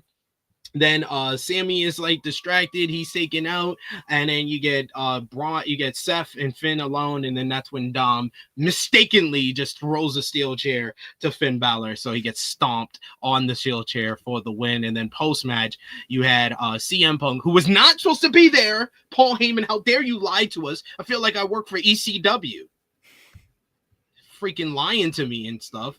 He said he wasn't there, but his music did hit. So the Bronsons came down the ramp and were trying to cut him off at the pass. So of course he just came from behind Seth Rollins and laid him out with a go to sleep to end the show. Right. And then he ran like a little girl through the crowd. I hated this ending. I hate let's stand at the top of the ramp, and you're supposed to be protecting one guy. Stay with him in the ring. I was like, why can't one of you go there and the other like stand guard with Seth? Is both of you stay in the ring. Then he has to come to the ring to get to you. And all 3 of you are there. Don't make these guys look stupid already. Like, we're going to stand at the top of the ramp. This is definitely where he's coming from. Oh my gosh. Just stay in the ring with him. You know who he's going after. He tried to get a Paul Heyman on Saturday Night's Main Event. Heyman was in the ring. You guys were there. You were easily able to squash him as he got there. That's it. Just stay in the ring. Unless there's 4 of you, and then you can have somebody on each, side of the ring there. But there's 2. No, then all 3 of them. All three. Yeah, then all three of them would just be at the top of the ramp. That's true, honestly. Then all three of them would just be at the top of the ramp. That's true, honestly. Like, just stay in the ring with him. God, just dumb. I didn't like that. I didn't like that portion of the close. And like making those guys look dumb like that. Hey, they're all muscle and body instead of No brains. Mind. No brains. Then Paul Heyman's got to do. Paul Heyman and Seth have got to do a better job directing traffic there. Then the head coach. The head coach has got to do a better job. Like, hey guys, no. Head coach and captain. They should be the ones dictating things. Yeah, exactly. So Seth and Penta are in the Money in the Bank ladder match. Feels like they're telegraphing a Seth win here. What do you think? I would say, yeah, it seems like Seth should be the favorite to win, considering everybody else that's in the matchup. I don't see LA Knight winning. I think it's too early for Penta to win. Solo Sikoa is probably the only other person I could see winning, because I could see the Tongans returning to help him get the win, and JC Mateo helping him get the win. And that type, you basically do the Damian Sato, Cody Rhodes finish of Jacob Fatu is about to get the win, and then Solo betrays him, and then the Tongans and Mateo jump Jacob as Solo goes up the ladder and wins the matchup. I could see something like that, especially with I think Jacob Fatu should get the win in the triple threat, but they could give it to Melo. So yeah, I don't. I just want to let the chat know I've already sent Hikuleo's picture to the milk cartons. He's going to be on the back of milk cartons because I'm worried. I'm worried about him. He's gone missing. I interviewed him like over a year ago. He left New Japan in June of 2024. He signed with WWE last summer, and I have not seen him. I'm putting up pictures on like telephone poles. Please, Hikuleo, we just want to see you. We just want to make sure you're okay. Senior Nerd saying, could Punk be in Money in the Bank? Yeah. They still have one spot left on Raw, don't they? Yeah. Okay. So yeah, Punk could be in Money in the Bank. I assume they'll do a triple threat match next week for the final person on Raw, and could very easily be Punk. Maybe Solo, and let's assume Jacob Fatu wins on Friday, which not a full assumption because Carmelo isn't there, and I know people have pushed for, by people I mean people online, pushed for Carmelo to potentially win Money in the Bank, so they might cancel each other out, and then Seth and Punk cancel each other out, so maybe that opens up the door for someone like a Penta or like even LA Knight. If Seth wins it doesn't feel like he holds it very long. But I think there's I don't think whoever wins is holding it very long. I think that's why they did the Gunther and Jay matchup for June 9th. I think that's when the cash-in happens. Okay. All right. Very possible. Very possible. I mean, it would make sense for Seth to win and do that because Jay would be coming off the tag team match and then facing Gunther, and then assuming he beats Gunther, then Seth cashing in on that would make a lot of sense there. We shall see where they go with the Money in the Bank. But if Seth wants power, and this is what it's all about, then Triple H can give him power by having him win the Money in the Bank briefcase. Because remember, it's not Seth's choice to win. He is handed a script and is told if he will win or lose the match.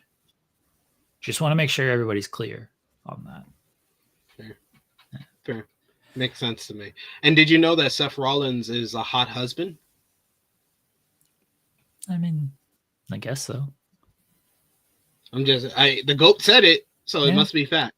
If the GOAT says it, it's in my lexicon. It's the information, and he's the more talented of the two, according to Lyra Valkyria.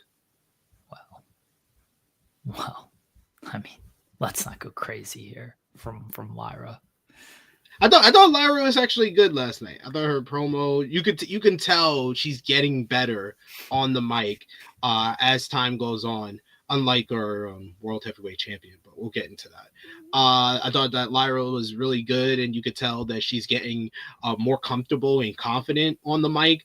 She needs to work on like not trying to kind of just spew out a lot of her one-liners when she's going back and forth, but she was really good in the solo portion of her promo. That was when I was like, wow, you know, the Go Becky's been actually working with her, and she's actually comfortable with what she's saying. She's getting her message across. The crowd's not whatting her to death like they did R-Truth when R-Truth was doing a good job on SmackDown. They just what him to death.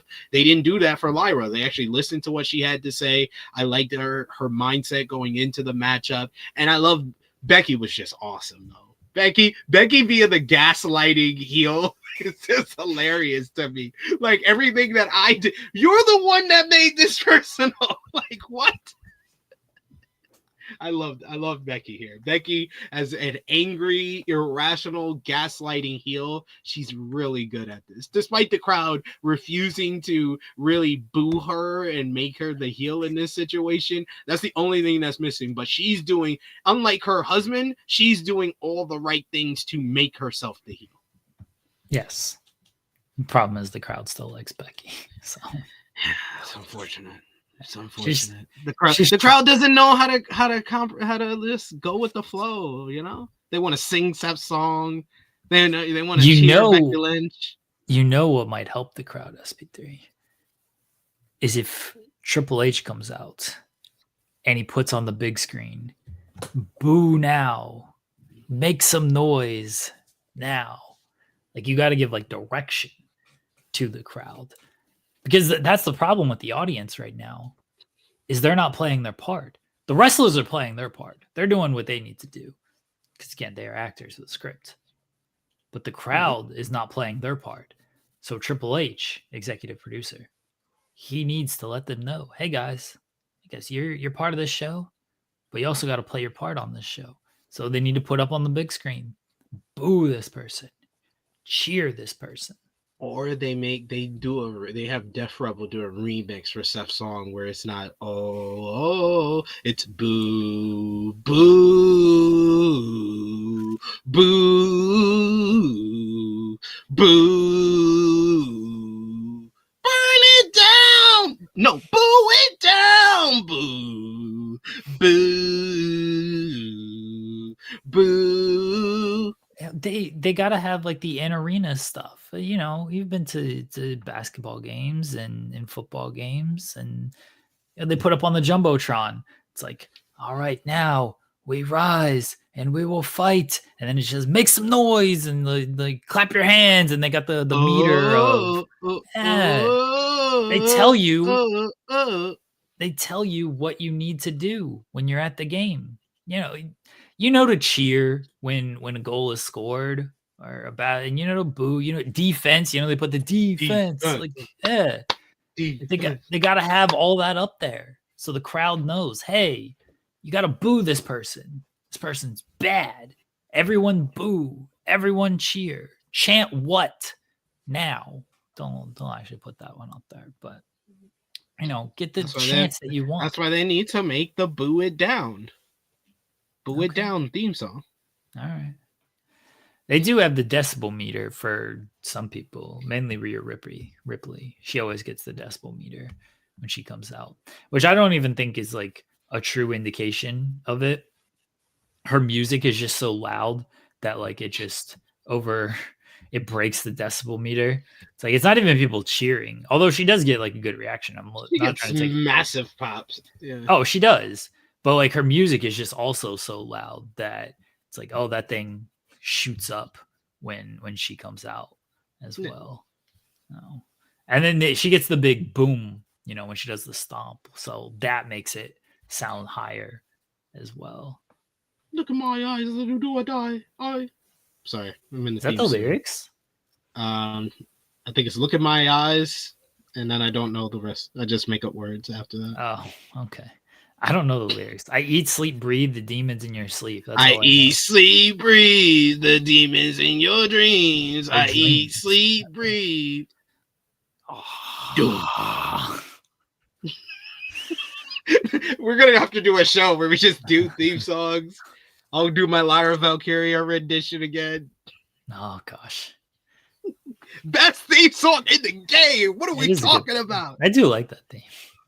Compared to like all the other trash theme songs that they have, like it could be worse. She could get a new theme every week, like Zelina Vega. I swear she does not have the same theme on a week-to-week basis. It's so bad. It's like all-timer bad because you make the fans feel like you're going to an ad break. Because it feels like you're just playing the theme song to the show instead of an actual person's theme song.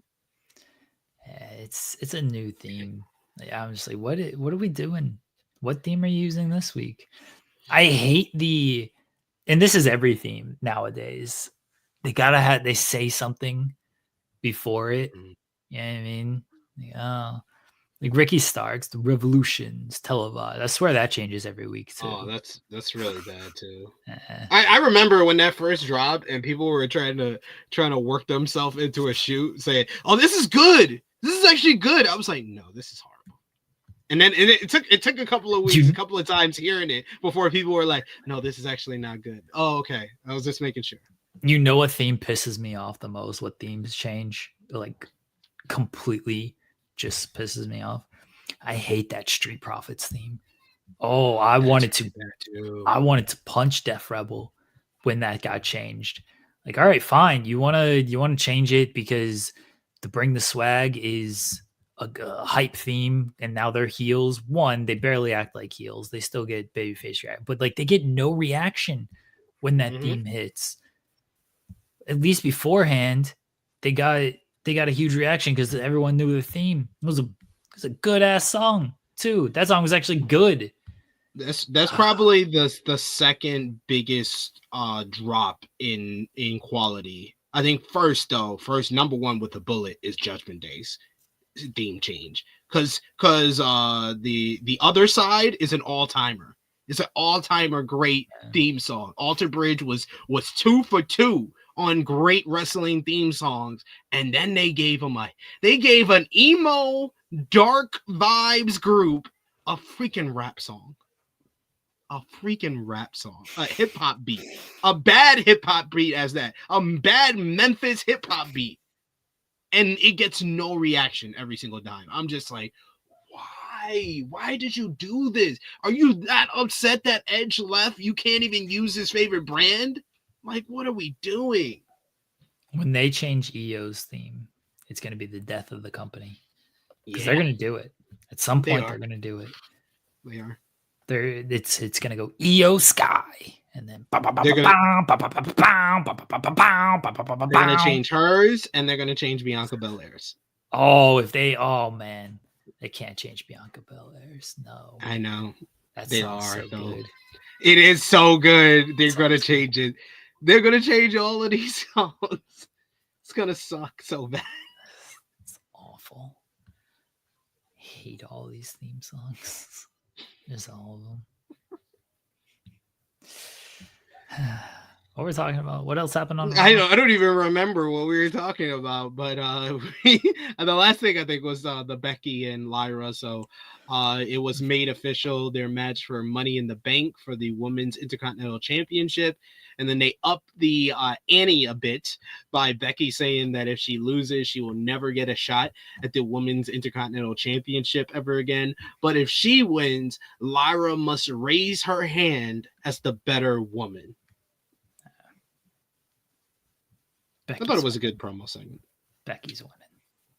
Yeah, she has to. She should have won at Backlash, but I understand you wanted to make Lyra's reign a little bit longer. That's good. And Lyra's getting a lot out of this feud. And this feud is by itself elevating the Women's Intercontinental Championship to where it's in a different stratosphere than the Women's US title. Bailey hates her theme. It rules how much Bailey hates her theme and has to pretend like it's good. It's like, we love that theme, don't we, guys? She can't stand that fucking theme song. Role model. And she had a pretty. I got used to the second theme, the heel theme that she was using during the pandemic. I got used to that one, and then they had to change it when she turned babyface again. I thought her and Seth had the same theme for the longest time. I was like, which one is coming out right now? Like, it sounded the exact same. Like, I don't know which one this actually is here, but just awful themes. Awful themes. All of them. What else happened on Raw? Those two. You had the other triple threat for the tag team titles, the New Day, War Raiders, and Creed. That was fine. I just don't care about the tag team division on Monday Night Raw. Like, the fact that SmackDown's tag team division has gotten so much better, and it feels like one of the strengths of SmackDown. When SmackDown focuses on their tag team division on a show, it's a much better episode of SmackDown than when it's not. It just is really sad where the Raw tag team division is. And I literally was talking to Jimmy McElroy while Raw was on, and I was like, I like this match. I guess I like this match, but I just feel like the tag team division is missing something. And his response was a time machine. It was like they should have done something with this division when New Day turned on Big E. I was like, yes, they missed the boat again.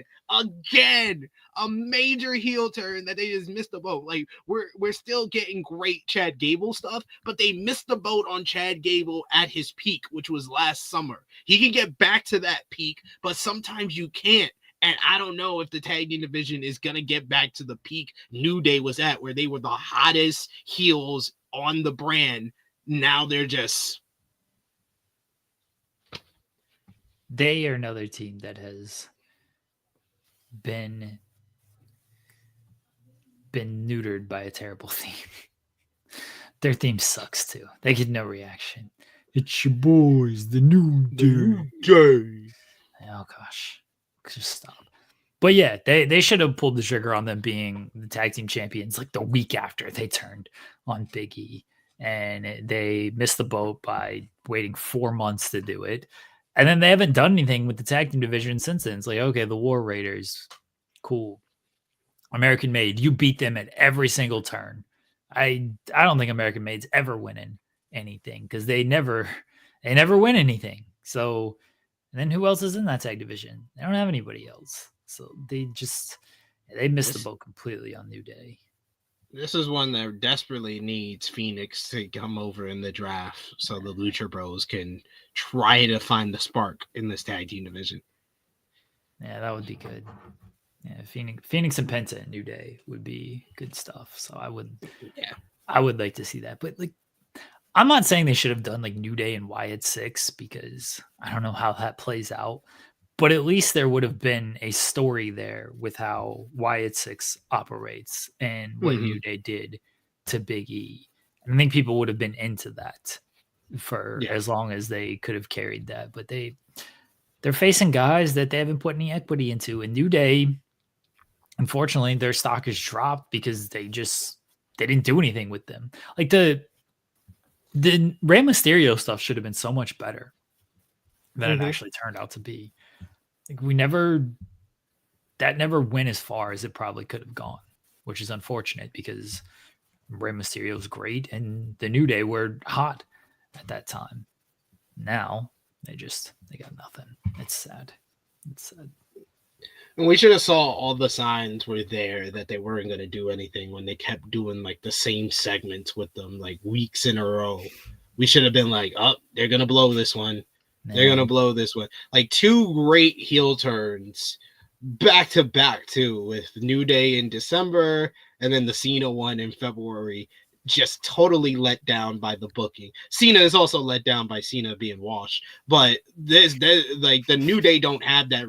New Day are still good and are really good at being annoying heels. They're just completely let down by the booking. I don't even want to talk about John Cena's heel turn. This all sucks.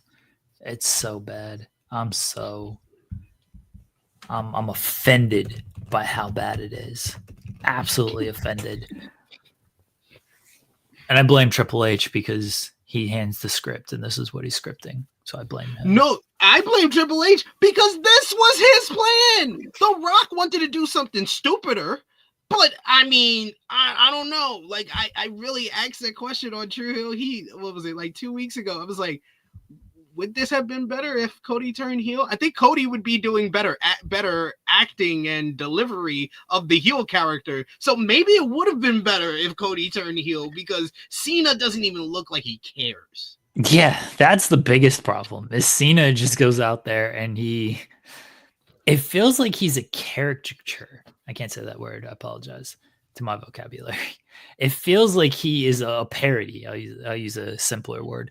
It feels like he's a parody of a heel. And I know people got mad at me, or maybe they didn't. I'm making that up in my head. This failed to me the first standoff with Cody when he goes and then he charges at him and gets laid out. I'm like, this is stupid.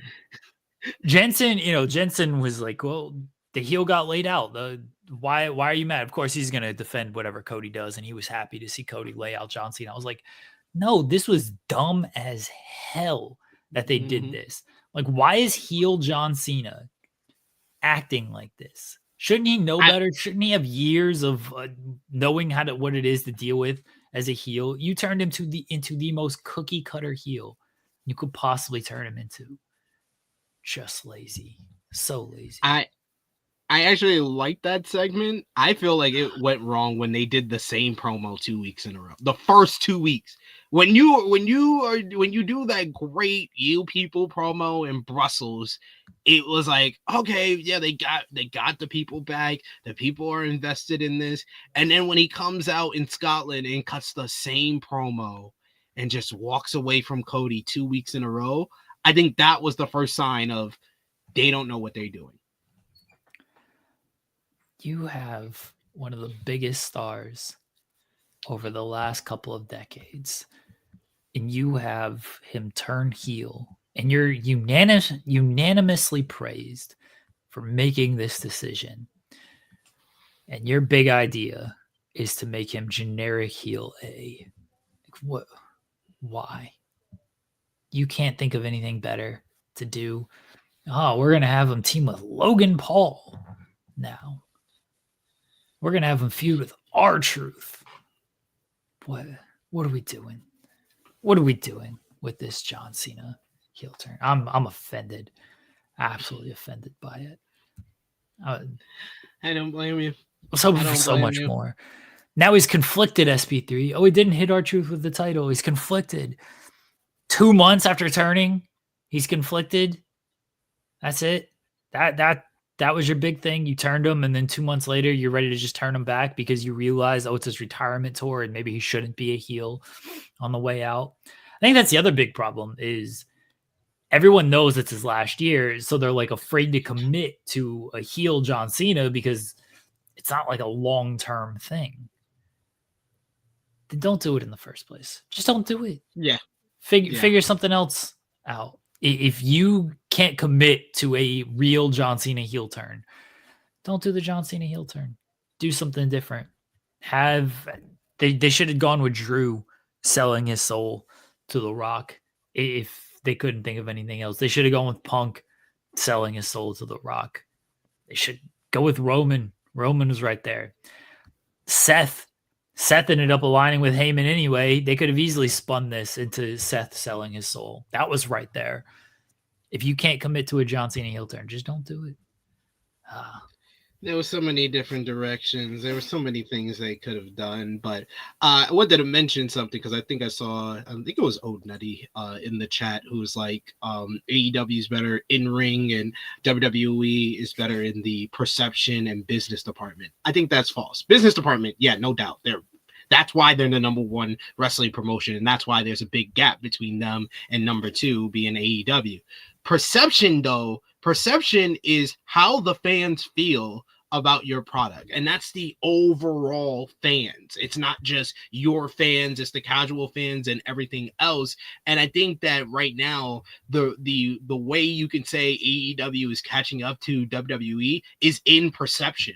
The perception of AEW is that their fan base and the people that watch their product is more positive about AEW than right now a lot of WWE fans are about WWE. And I think that's the reason why they are catching up and it feels like they're having such a great year, is because WWE is not firing on all cylinders like they were the last 2 years. The last 2 years, they weren't only doing great business, they were better creatively than they had been over the course of like the last 2 decades under Vince McMahon. They were doing much better creatively, and all of their big angles was working. The bloodline was working. Cody's story was working. The smaller things that they were doing. The women's division had all these big stars. Your Rhea Ripley, your Bianca Belairs. You had Liv Morgan, who became a big star in the time period, and everything was firing on cylinders on every single way possible. But to start off 2025, they've gone back to, we're just caring that we're making the most money. We're focused on the business. We're going to promote the business. We're also going to tell everybody that it's just a work. It's not real. Don't be invested. So them not being firing on all cylinders is helping AEW, because AEW is doing what brought them to the dance more and stop trying to play WWE's game. So I think that's also why, in the perception wise, that's where AEW is catching up. They're not catching up to WWE as far as business. They're not catching up in production. They're not catching up in presentation, but they're catching up in perception, because their fan base is a lot more positive about AEW than the overall fans are to WWE right now, because WWE's biggest angle, they're not doing that great at. You know how I know that that AEW is having a good perception week when it comes to this stuff? They had a pay-per-view on Sunday, and nobody was talking about the press conference quotes, because when AEW has like a good pay-per-view, there's always some type of press conference quote that people want to talk about instead of like talking about the pay-per-view. You know, with Revolution, it was, oh, why wasn't the women's match the main event? Why did Tony not make the women's match the main event? With Wrestle Dream, why didn't Tony have Swerve win? You know, oh, how could he defend not having Swerve win? And they just did Double or Nothing. Tony didn't say anything that was too out there. The Scorpio Sky quote, truthfully, could have been more. People could have made more out of that and be like, Scorpio Sky's on the bench. Why are they benching Scorpio Sky? They ran vignettes and they didn't do anything. Oh, they had an idea, but then they didn't bring him back. No. Nobody was talking about the Scorpio Sky thing. How I know AEW is firing on all cylinders, how Tony Khan answered the counter programming question. That was the most professional and adult response Tony Khan's ever given about a WWE style question at a presser. Yeah, that was such a good answer. Such a good answer. I was fully prepared. I was waiting for him to, you know, do the very long answer of, you know, they're counter programming us. You know, that's fine. They want to run their shows against ours. We're not going to sit here and take that. We're just going to keep doing our shows, and we have the great support of the great fans who are going to continue to support our product, and they want something different. And you know, we're always going to be looked at as being behind WWE on these things, but I think we're doing our best run of shows right now. We're coming off a great pay-per-view, AEW Double or Nothing, with the great main event with Will Ospreay and Hangman Page and Anarchy in the Arena. You're not going to see that elsewhere with Anarchy in the Arena. We're giving something different to wrestling fans who are tired of what the other company is giving. Said no, give a short answer, to the point. It's like, concise. Right. I was like, oh my God. All right, Tony. I was like, let's go, Tony. You feeling yourself after that one, all right? I respect it. All right. We got on Raw. Anything else that we missed? I'm trying to think. The Jey Uso and Gunther promo. No. This might have been Jey Uso's worst promo as World Heavyweight Champion. Jesus Christ, yo. Am I the only one who was just like, yo, Jay, you actually did well in those last couple of weeks going into WrestleMania. And I love your entrance. You're so beloved by everybody in regards. Hello. I think someone came to see her, so she's trying to pull me to go see them as well. It's a new dog. Oh, you have a new dog? Okay, it's a new dog. Yes, it is. It's a new dog. Yeah, I think my missus cousin is over with her. She does dog sitting, so she's popping right now. But she's probably gonna come back like a few more times, so I'll wait. But no, it was like, yeah, thank you, Jose. It was like Jay did not know what he was gonna say. He felt like one of those rappers on 106 in Park Freestyle Friday that forgot what they wanted to say. Like it was Drake. Or when Drake was on Freestyle, I was like, oh, can't give him everything. Oh, okay, all right, we outside the club, and you know we're gonna get the dub, and oh, hold on. Oh, the beat switch. My bad. Okay, hold on. He's checking his phone. Hold up. What we got here? What we got? Who's sending me this freestyle right here? Oh, okay. We pop in the bottles, and we chilling with the models, and oh, you switched the beat again. I couldn't. Hold on. You switched it again. Hold up.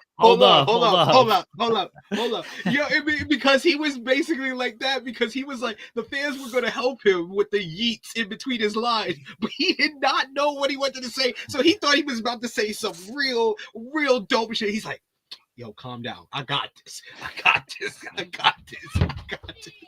then said nothing. I'm going to see the dog in a minute. He's like, I got some real good stuff to say. I'm gonna say it. Yeah, you say I shouldn't be fighting for my friends and my family. Well, I fight for my friends and my family. They fight for me. Yeah. And yeet. 4 letters, 1 word. Yeet. I was like, that was so bad. I was like, Gunther was actually good, but Jesus Christ, that Jey Uso promo was god awful. It was like he did not know what he was supposed to say. He forgot what he was supposed to say, and it's like I usually have the reason to be like, oh, he got too into the yeet in his entrance, but this was like tamed by his Sanders. I know for you guys who have ads, you weren't able to see the yeet entrance because WWE just decided, hey, we're doing all the entrances during the ad breaks on this show. We're gonna cut down on the promos in the ad breaks. We're gonna do all the entrances, even though everyone knows WWE is an entrance and promo company, but they just say cut all the entrances on this show. Let's do it during the ad breaks. But he didn't even do like all this yeeting that gets him like winded. And Gunther went on, like Gunther's whole promo was like 3-4 minutes, so that would have gave him time to catch his breath. It just was like he just forgot everything he was supposed to say. He went blank in the head. It was rough for Jay. And then the material was like, okay, we get it. You're not supposed to be the champion this long. Everyone pegs you to lose. Like, quit reminding everyone that you're a loser and people think you're a loser. You've been the champion. It's good. You've defended the title. You beat Gunther. Stop reminding people that like you're just a loser. So bad. It was really not good. I wanted it to be so much better, but it wasn't. Cody Rhodes has a podcast because of course he does.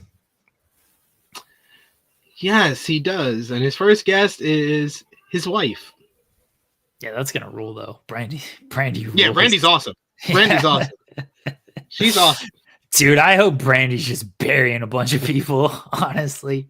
It's gonna suck when Brandy's just like talking about like her yoga studio and all this stuff and talking about just her time in ring announcing and how they met and whatnot.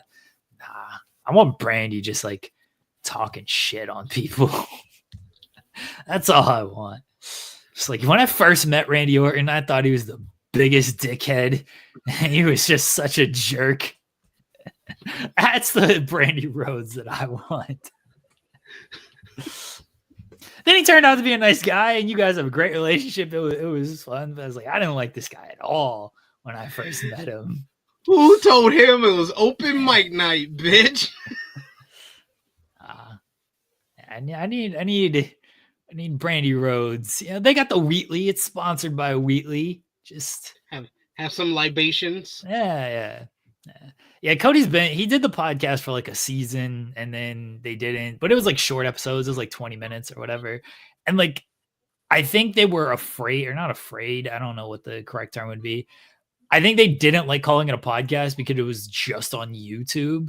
And so because it wasn't on like audio platforms, they were like, oh, it's more like a YouTube show than a podcast. And now it's going to be on like audio platforms and stuff. But it is very weird. They're like, Cody Rhodes debuts his new podcast. It's like, he did the season of this. He talked to Orton and Bailey and R-Truth. Like he talked to like people on this thing. So sure. It's a new podcast. Whatever helps you out. Yeah, it's a new podcast that has already aired before, and people have seen it and covered it, but it's a new podcast. I listen to Stephanie's podcast. Sadly, you do. Yeah, Stephanie's the What's Your Story. I don't watch that Stephanie's Places show. Oh no, Stephanie's Places sucks. I watched the first episode. Other than the Bloodline. The Bloodline episode was good. I didn't watch that one. I watched the one with who was the first episode? I don't even remember. CM Punk. Oh yeah. Okay, yeah. I watched those are the only 2 episodes I've watched. Okay, I watched that one. I was like, this ain't much of anything here. You got CM Punk, and you're just gonna like gloss over some stuff. Like, this ain't for me. Her podcast. So she had Dana White on. That interview sucked, but I don't like fully blame her. And then she had Bianca on. Yeah, and Dom. The Dom one was good. I did like the Dom episode. I had to do a SEO article for Sports Illustrated, so I was able to watch portions of that. It was supposed to be on Dom's wife, so I had to do that on Dom's wife. So I had to listen to those parts. So that was good.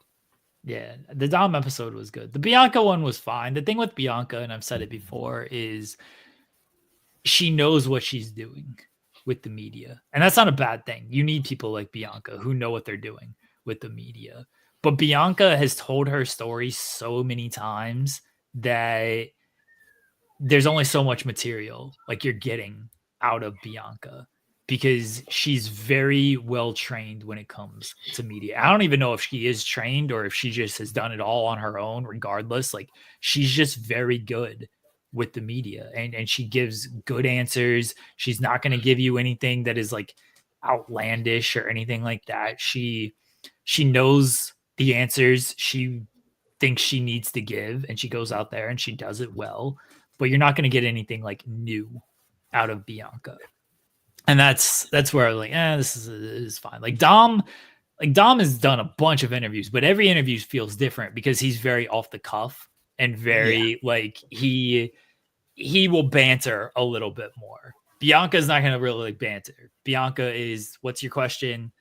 I will answer. What's your next question? I will answer, type of thing. So there's not as much like back and forth when it comes to that. I don't think Stephanie's like a bad interviewer though. Like she does pretty well. People are, because she's Stephanie, like people are pretty comfortable with her as well. Mm-hmm. So that obviously helps when it comes to these things. So I don't think it's terrible.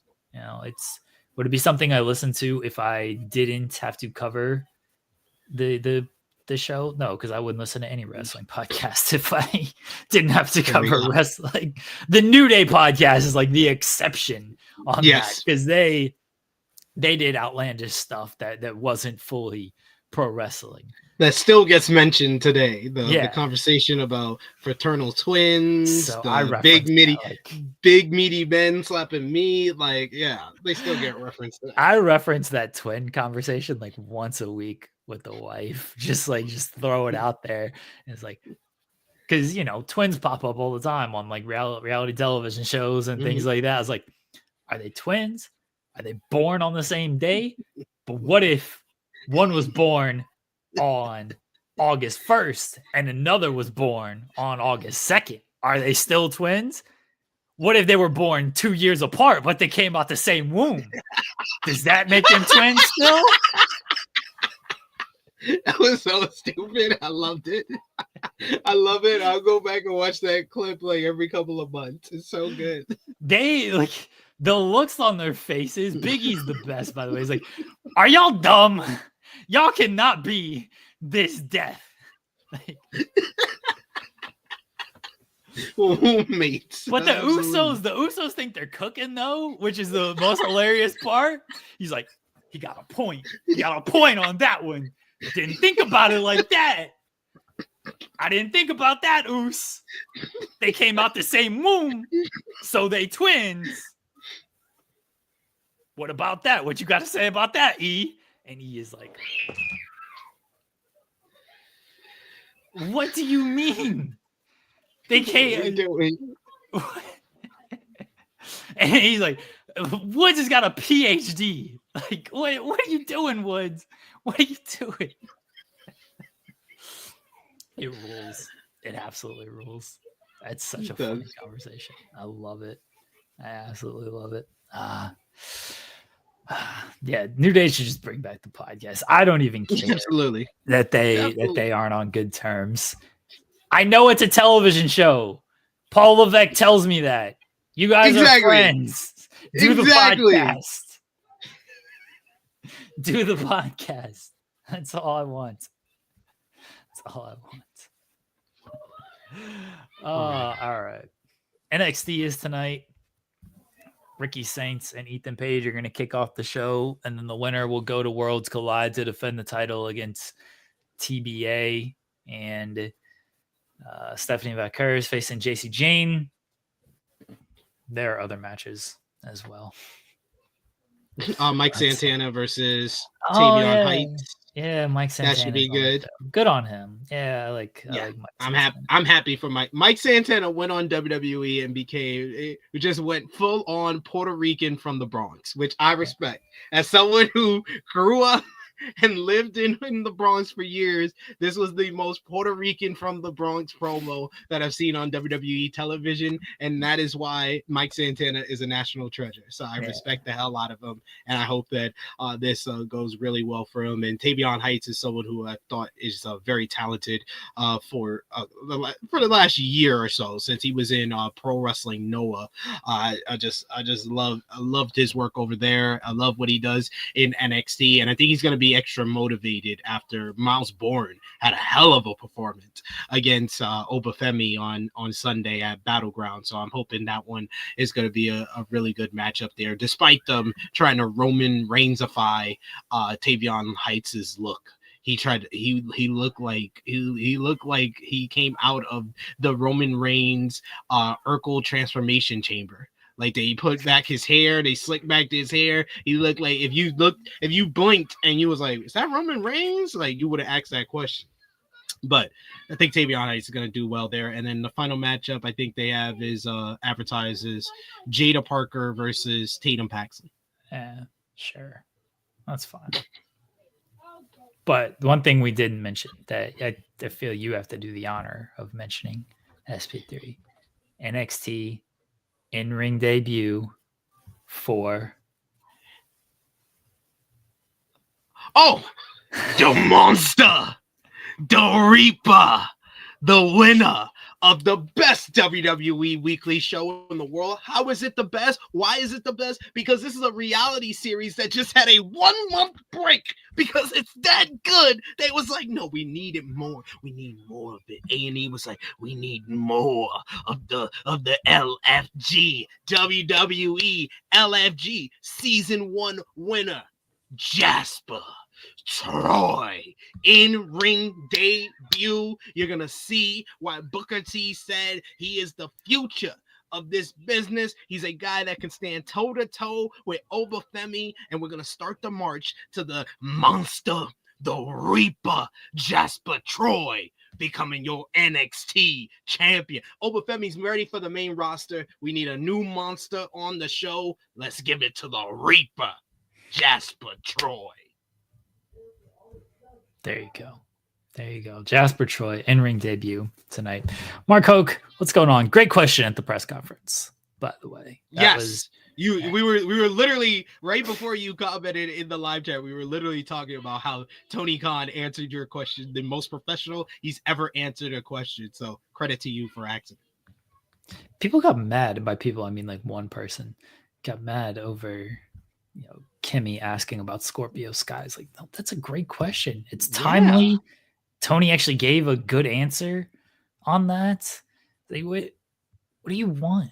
And Tony, what was Arizona like for the company?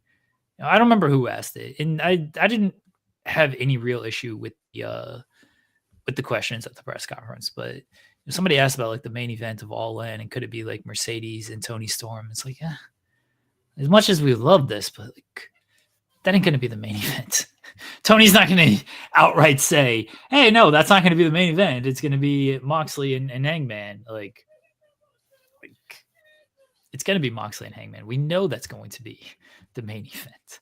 But that question is one of those questions where he's not going to give you a great answer on. I didn't think we were going to get a great answer on Scorpio. I thought it was going to be the usual, we love Scorpio. Can't wait to bring him back. It's like, hey, I know you don't put executive producer Tony Khan at the end of every show, but it is your call to bring these people back for things.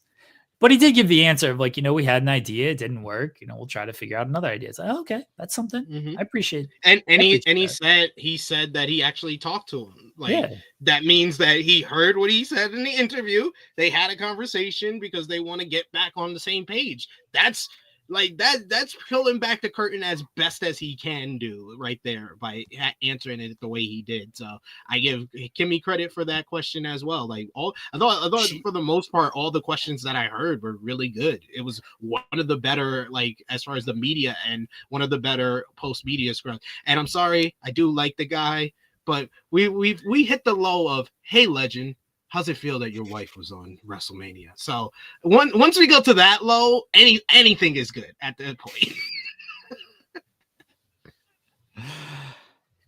I thought it was one of the better press conferences, honestly. It was short, and except the wait time was longer than anything.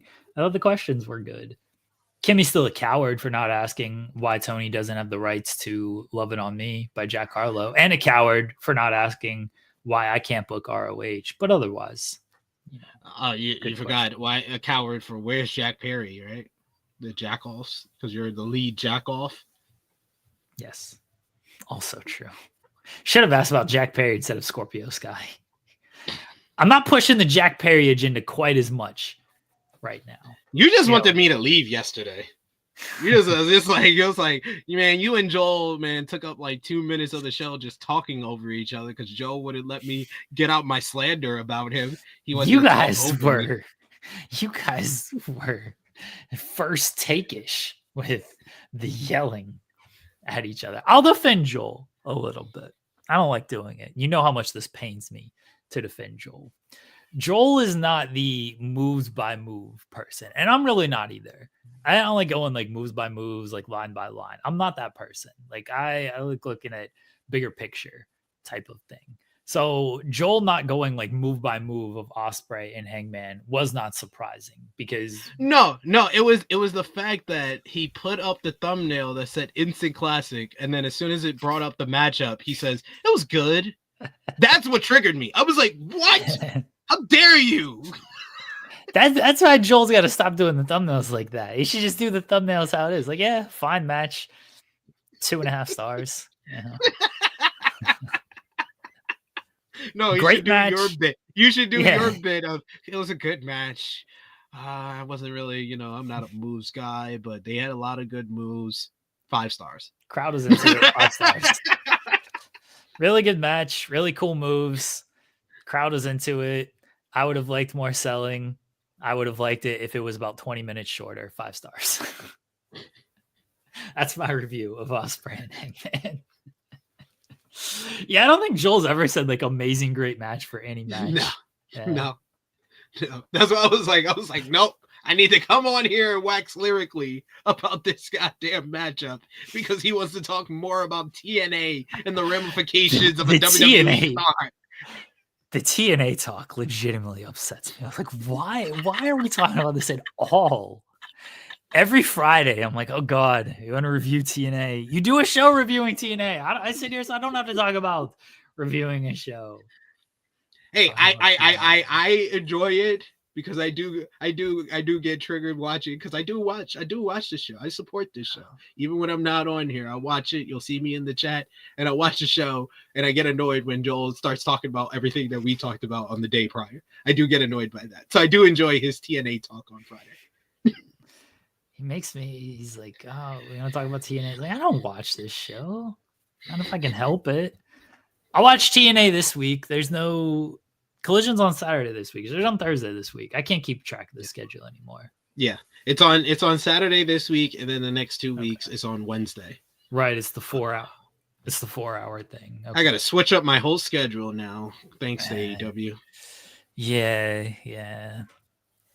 But that's fine. The 4 hour block, get it done. You know, that's what I wanted anyway. So can't believe Evolve is counter programming AEW. That's just.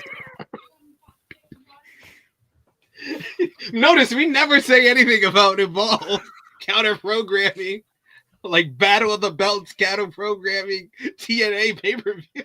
That was funny. That was a funny response. Evolve counter programming. Sure.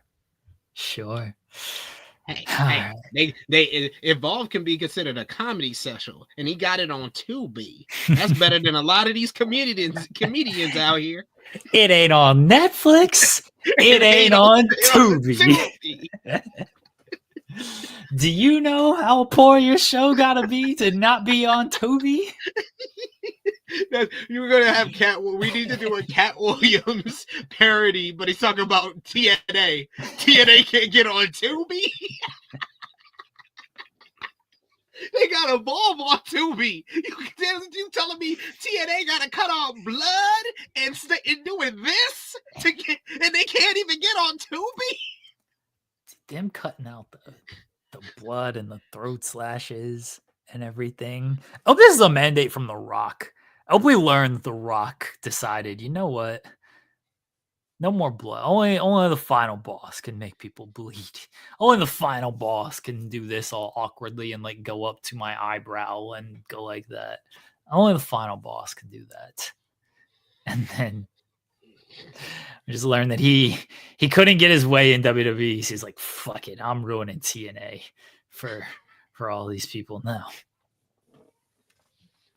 I'm getting my way in TNA since WWE can't do it. All right, folks. We shall be back tomorrow. Joel and I talking about NXT, I guess. Sure. And whatever else is happening in the world of wrestling. SP3, let them know where to find you at. Find me on the Twitter machine at TrueHillSP3. You can follow me over on the True Hill Heat Wrestling YouTube channel. We got a change in schedule today. So we're not be going live at 1:05 p.m. Eastern time. We're going live at 3:05 p.m. Eastern. And I got hit by the door again. What? What was that? Did she just call you a pussy? I know how that sounded, folks. But this is like when she told you. This is like when she told you to shut the fuck up, and you. She did not say that. She did not say that. The captioning on the short says otherwise. SP3. You control that. I'm not gonna trust you. She did not say that. She probably said the dog's name. I don't know how you say it, but I'll ask my missus and I'll confirm on Thursday. But. You can follow me. I'll be live 3:05 p.m. Eastern time. True Hill Heat YouTube channel reviewing last night's Monday Night Raw. So join us for that over there. And yes, check out what I said before, our AEW Double or Nothing review. A lot of fun. It was myself, the True Jaw Josh, Jay News, and Professor Chris. We went in depth about the choice of Hangman as the winner of the Owen Hart Cup for the men, choice of Mercedes, who we think is going to win at All in Texas. We had a lot of great conversation with the chat as well. So check that out. I would appreciate that a lot. And go over and subscribe if you haven't already to the True Hill Heat YouTube channel as well. And of course, I'll be back here Thursday at 10:05 a.m. Eastern time. I'm now going to promote it as that. I'm now going to promote it 10:05 a.m. Eastern time with Jeremy, where we'll have the C-suite, baby, talking about Evolve, and we'll talk, of course, some AEW Dynamite, all that good stuff. Maybe. Let's see if the feeling is still here come Thursday.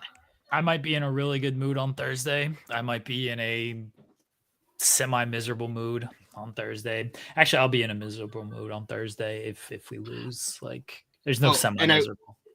And we will be talking about, because we didn't talk about it on today's show. We focused on all the outrageous things like New Day podcast on this show. I will talk about this morning's A block final for the Best of Super Juniors, but I think it's more appropriate we talk about it all on Thursday, where we'll talk about the A block final from this morning, and we'll talk about Thursday morning's B block final, and we'll talk about our predictions for the finals of the Best of Super Juniors tournament for New Japan, which today's show was much better than the last couple of shows. Last couple of shows got me like, why are you booking it this way, Gato? I was glad with today's show. I'll be caught up on it because I've not watched today's shows yet either. So I would not have had anything to add to the conversation today. Not that I added anything to the conversation anyway. But Thursday I'll be caught up. Evil didn't win in the junior tournament. Yeah, that's my biggest complaint. How come Evil is not winning this whole thing? You know who should have been? You know who should have been in this tournament? Legitimately, SP3. 100% seriousness. You know who should have been in it and won this whole tournament? Who? I'm Vanilla, baby. Should have won. You gotta be quicker on the ball. Like I knew who you were going with. I was like, he's gotta have it like right on the clip. So I was of two minds there. I was kind of of two minds. Like I was like, do I want to play the clip? So I kind of got caught in between. I was Jey Uso. I couldn't figure out what I was gonna do. he's like SP3. I got this. Because I was thinking of playing the clip, but I was also thinking of going the opposite direction, the other trolling direction. Jack Perry should have been jacking off all the juniors. Yo, that sounds wild. That sounds OD. What? Jacking off all the juniors? He's jacking off all on the juniors. Oh my god. That's what should have happened. He sounds like a priest. He said jacking off all the juniors. Oh my god. Oh my god, you broke me. Right at the end of the show. Police!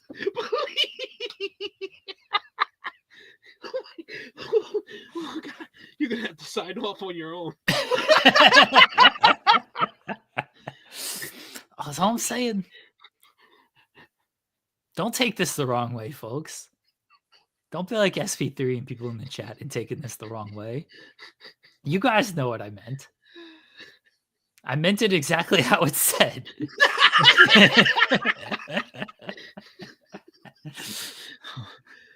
Oh my god. Jack Perry. He should have been jacking off all in the juniors. That's what the jack offs demand. We need justice for Jack.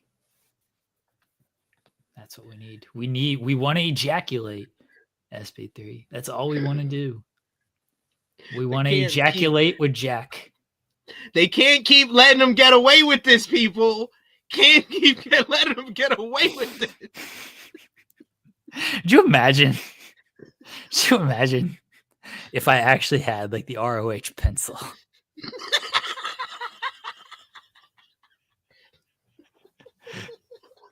I'd put up a graphic. You know the AJ Styles cum shirt?